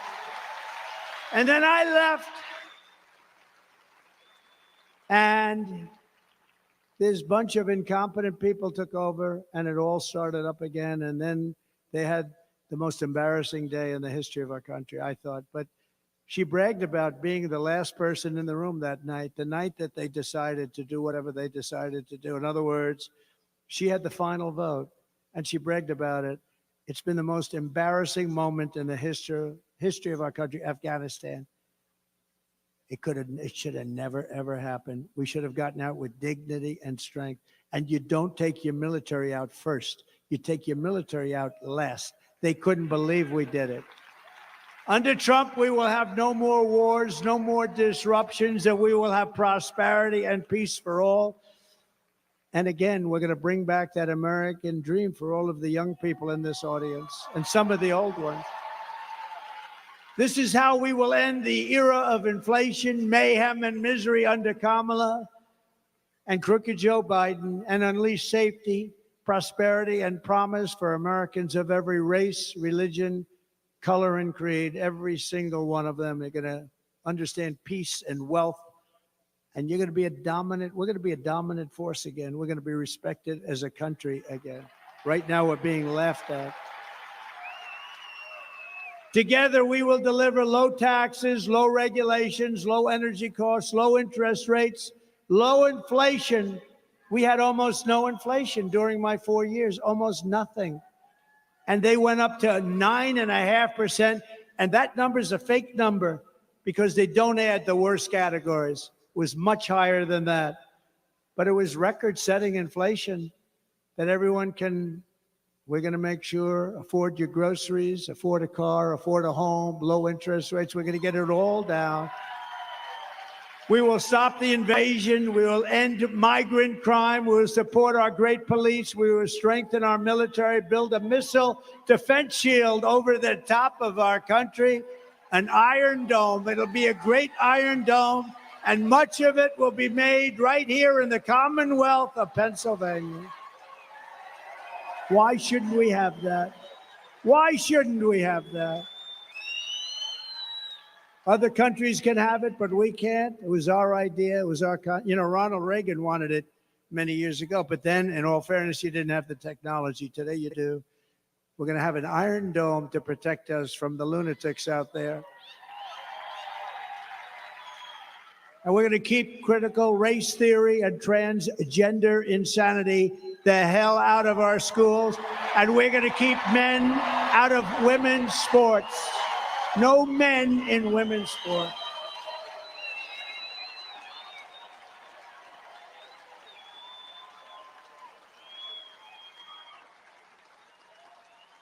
Did you see in the Olympics?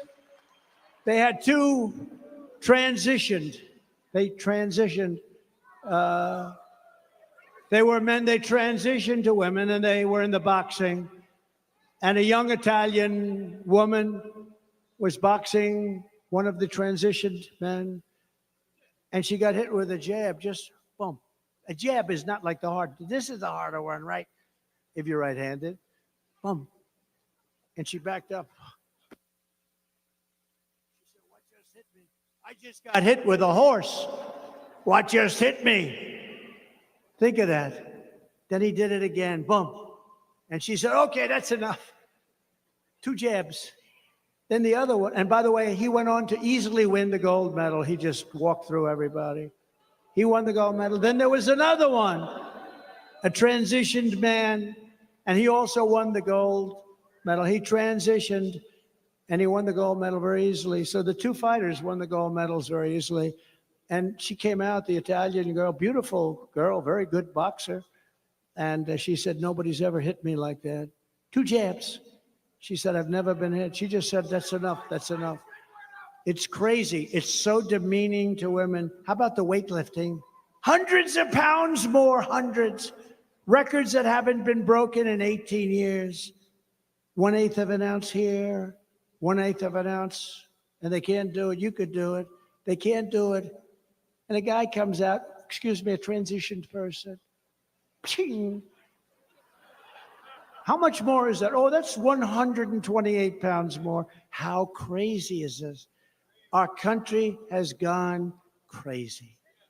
And we're going to put it back on track. We are the party of common sense. We will defend the Second Amendment, restore free speech, and we will secure our elections. Everyone will prosper. Every family will thrive. We're going to be a thriving country again. And every day will be filled with joy, opportunity, and hope. Right now, it's filled with sorrow. It's sorrow. People are so embarrassed by what's happening to our country. They're waiting for Iran to drop weapons all over Israel, but it hasn't happened. You know why? Because our country is willing to pay them billions and billions of dollars. How about where they negotiate? I had 58 people we negotiated and we didn't pay. 58 hostages I got out, 59 I think, and got them out even from North Korea, the toughest. Had a good relationship with Kim Jong-un, but I got them out. But you never pay, because once you pay, you got to pay. How about we pay $6 billion, $6 billion, and we get some out. And in the case of Russia, they get the Prince of Doom. You know who the Prince of the greatest arms dealer, they say, in the history of the world. And they got him. And we also gave $6 billion. It's so embarrassing.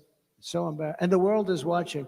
And, you know, when you pay $6 billion, all of a sudden people are going to be disappearing from the streets all over the place. And it's a very bad precedent is being set in many ways, including the weaponization of our government. You know, I could have done that with Hillary Clinton. And I said to myself, how would it look? We're trying to unify the country. How would it look if I had arrested and put in prison the wife of the President of the United States? I thought it was not good. And then they do that to me. They want to put me away. But you know what? I get indicted for you. To me, I'm just here. I'm just standing in their way. I said to them, fellas, you know, I was no fan of Hillary, but I said, how would it look if we put her in prison? We're going to put Hillary Clinton, the wife and a Secretary of State. We're going to put her in prison. But we never did this stuff. And then I came along. It's double standard. They do. They want to do it to me. So far, they've been very unsuccessful, but they would like to. We must defeat Kamala Harris, and we must stop her country-destroying liberal agenda, liberal like nobody's ever seen in the history of our country. So get your friends, get your family, register, volunteer, get out and vote for that guy right there, David. The radical left Democrats rigged the presidential election in 2020, and we're not going to allow them to rig the presidential election in 2024.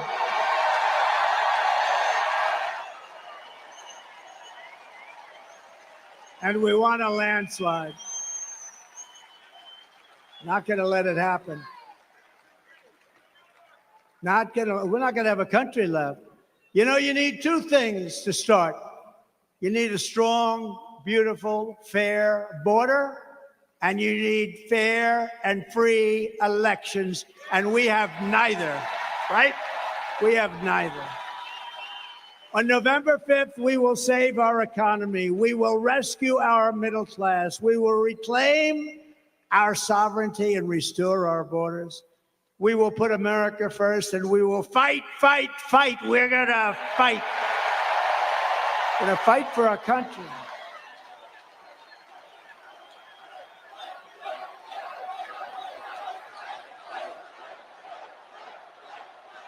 Thank you.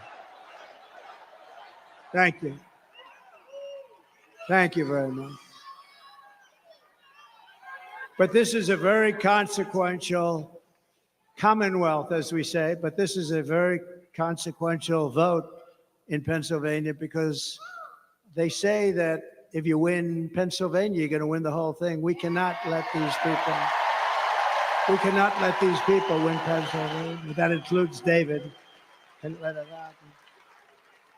And together we will make America powerful again. We're going to make it powerful. We will make America wealthy again. We will make America strong again.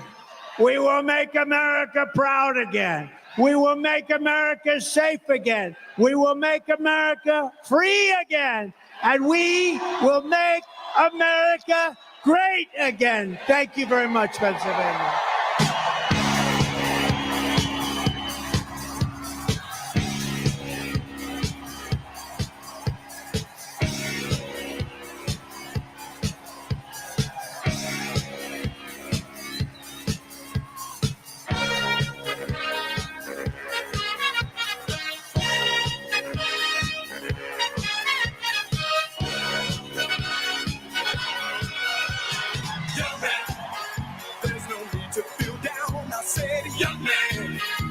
Yourself off the ground. I said, young man, cause you're in a new town. There's no need to be unhappy, young man.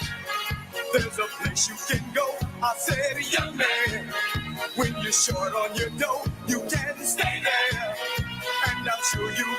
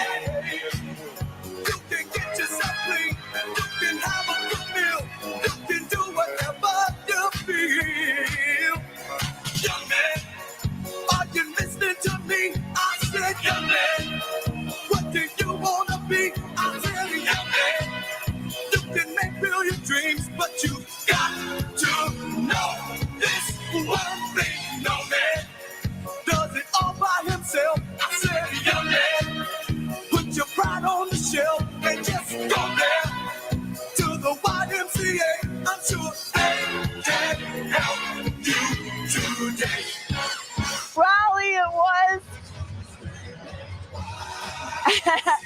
And President Trump just made his way off the stage. So many happy people, enthusiastic. They heard what they wanted to hear. And I know you are so glad you were a part of it. That is a wrap on Wilkes-Barre, Pennsylvania, but we really can't do any of it without the possibility of our sponsors. And so we're so grateful for each and every one of them. We'll wrap up in a few moments, but first, let's just thank those incredible sponsors, starting with Birch Gold Group.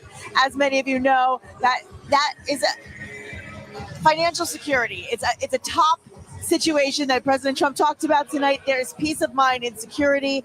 And, you know, if you have all your eggs in one basket, we know that you are not financially secure.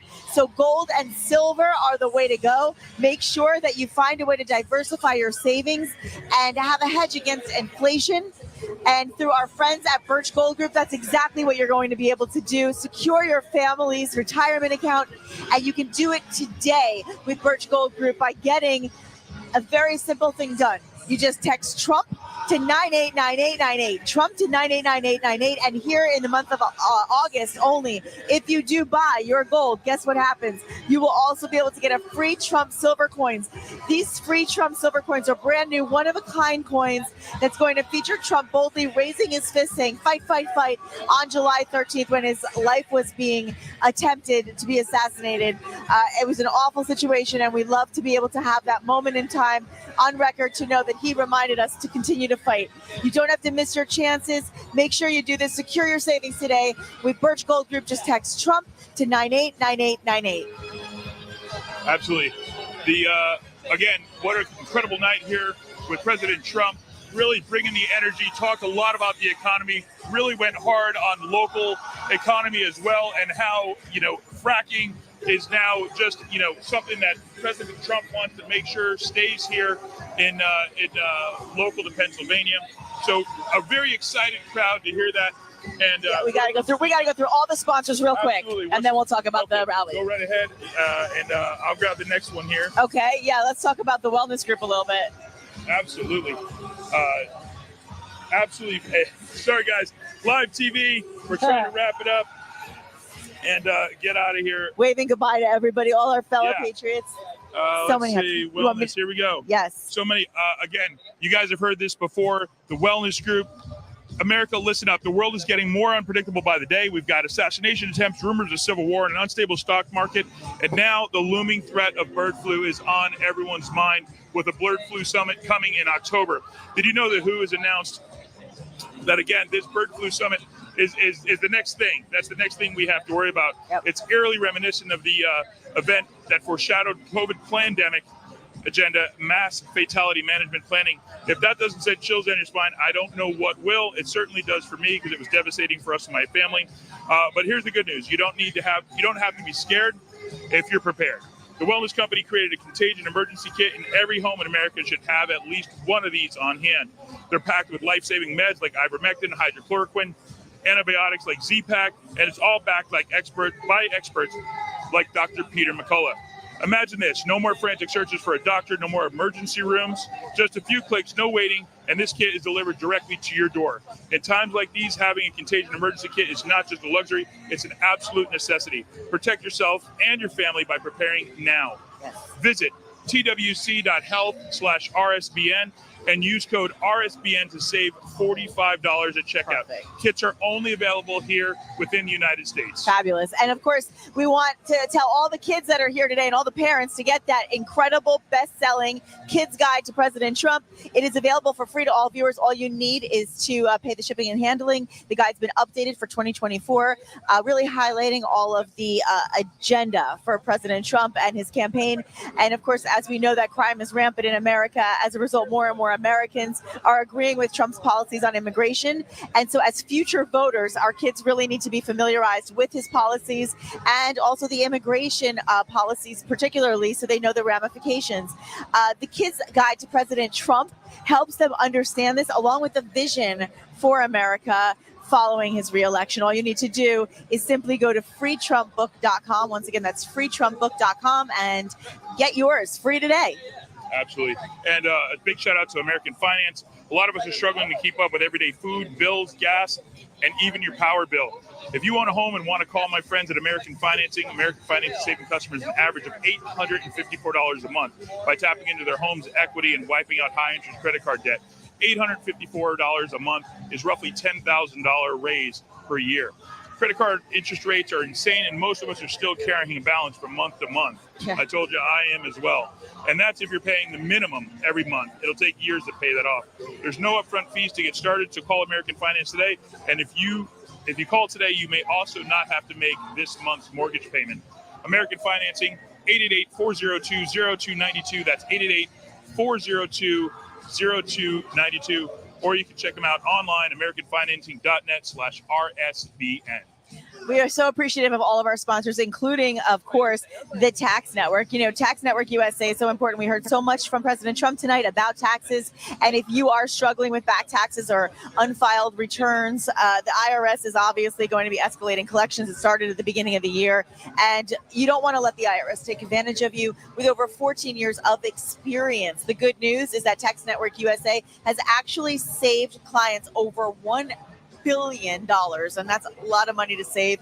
You don't know, no matter what the size of your tax issues are, their expertise is going to be your advantage as they continue to negotiate on your behalf with their 14 years of experience. And they don't just negotiate, but in addition to the negotiations, they're also going to be able to help protect your assets from any IRS seizures. And of course, also help with those yearly returns. In the meantime, they are licensed to help with all state tax returns, no matter where you live in the USA. And you will definitely want to call on them for your help because the clock is ticking. You don't want to waste time as the IRS steps up its game. Call 1-800-357-1415. It's 1-800-357-1415 or visit tnusa.com/RSBN. And don't let taxes and burdens overpower you. And this is the way that you get your peace of mind. And last but certainly not least, we'd love to thank Tennessee Land. The state of Tennessee is one of the most popular places in the country to live, retire, and invest. 0% income tax, a pro-business, hands-off government, spectacular countryside, and fun cities. There's certainly nothing not to love there in Tennessee. The spirit of American freedom is alive and well in Tennessee right now. Tennessee Land and Lakes is selling off large acreage properties just outside of Nashville in one of the most popular destination spots in the United States. Amazing. Way below market prices from only $89,900. 5 acres with a cozy cabin, towering woods for only $109,900. 18 acres with riding trails and horse country for $159,900. And massive 86 acres, very private, $399,900. 5 to 86 acre properties are available. $89,900. That's unheard of this close to Nashville. So build, camp, recreate, invest in your property your way. Learn more about one of the best buying opportunities in Tennessee. Click or call www.866-345land.com. That's www.866-345land.com. Yes. Buy something real and make the move to Tennessee. Fantastic. So many amazing sponsors. We also want to remind you, if you missed any of today's coverage or any of today's speech, make sure you go back. You can watch it on YouTube, on Rumble. You can watch the entire playback, really, as President Trump said he loves to watch playbacks. You can watch the playback of the whole show by going to the RSBN page. We'll try to post some clips as well on our own pages. You can find us both all over social media. I'm Nikki Stanzione. I'm at Nick Stans on Truth Social and on Instagram. And Mike Fortin, you are Mike number 4. Mike the number 4 TIN on Instagram, and Mike FORTIN on X. Excellent. I mean, we don't want you to miss anything. We're actually going to be back with both of you. Both of us are going to be back with all of you when we come back from York, Pennsylvania on Monday with remarks on the economy from President Trump. So that'll be really exciting. He was on fire as always tonight. Really fun, humorous, lighthearted, but also serious about what really matters in this country. And he got the reaction I think he really needed. Absolutely. Gave a full 2-hour speech. The crowd was excited. President Trump, as always, bringing the stamina, able to go the full time here, a full 2 hours. The crowd loved it. Talked about the local economy and how he plans to stimulate that, and really just wrapped it up really strong. Yeah. Very strong comments from President Trump here in Wilkes-Barre. And I think what got the biggest reaction was when he talked about just women's rights, taking men out of women's sports. He talked a lot, of course, about sealing the border and the deportation that he plans to do. Everything got a reaction tonight, and it was really inspiring and very hopeful. A lot of hopeful messaging about unifying our country, and some of the similar talking points we're used to hearing. But he said, "Look, what do you want me to do? This is the world we're in. I got to tell it like it is. I'm going to tell the truth." And he even said one of the reasons he goes on and talks for as long as he does is because he feels that that's his obligation that he owes to all of you for sticking around and watching the coverage and coming out here and spending so much time to see him speak. He wants to give you the time that it was worth your time. And I respect that and love that about him so much. So we're very grateful. So again, for Nikki Stenzione, I am Mike Fortin. Thank you very much for joining us. Remember to check out rsbnetwork.com/donate so we can continue to do this. Yeah. I'm Mike Fortin signing off. We'll see you soon from York, Pennsylvania. See you Monday. You ask and we listen. We're finally bringing the most requested offer ever. Get the queen size premium MyPillow, not only $19.98. MyPillow is made with patented adjustable fill. It adjusts to your exact individual needs regardless of your sleep position. It helps keep your neck aligned and holds its shape all night long so you get the best sleep of your life. But that's not all. Get our 6-piece kitchen or bath towel sets only $25. Our brand new mattress topper as low as $69.98. Get our famous MyPillow bed sheets for as low as $25 and so much more. So go to MyPillow.com or call the number on your screen. Use your promo code to get huge discounts on all MyPillow products, including the premium queen-size MyPillow, only $19.98. That's the lowest price ever. Don't delay. Order today. From all of us here at MyPillow, thanks, America! Hey y'all, it's Silk from Diamond and Silk. Don't forget to catch the Diamond and Silk Chit Chat live show right here on RSBN. That's right, RSBN. Now that's Right Side Broadcasting Network. Okay? See y'all soon. Bye-bye. Welcome to the Right Side Broadcasting Network. We're not like the other media outlets out there that cut and edit what other people say.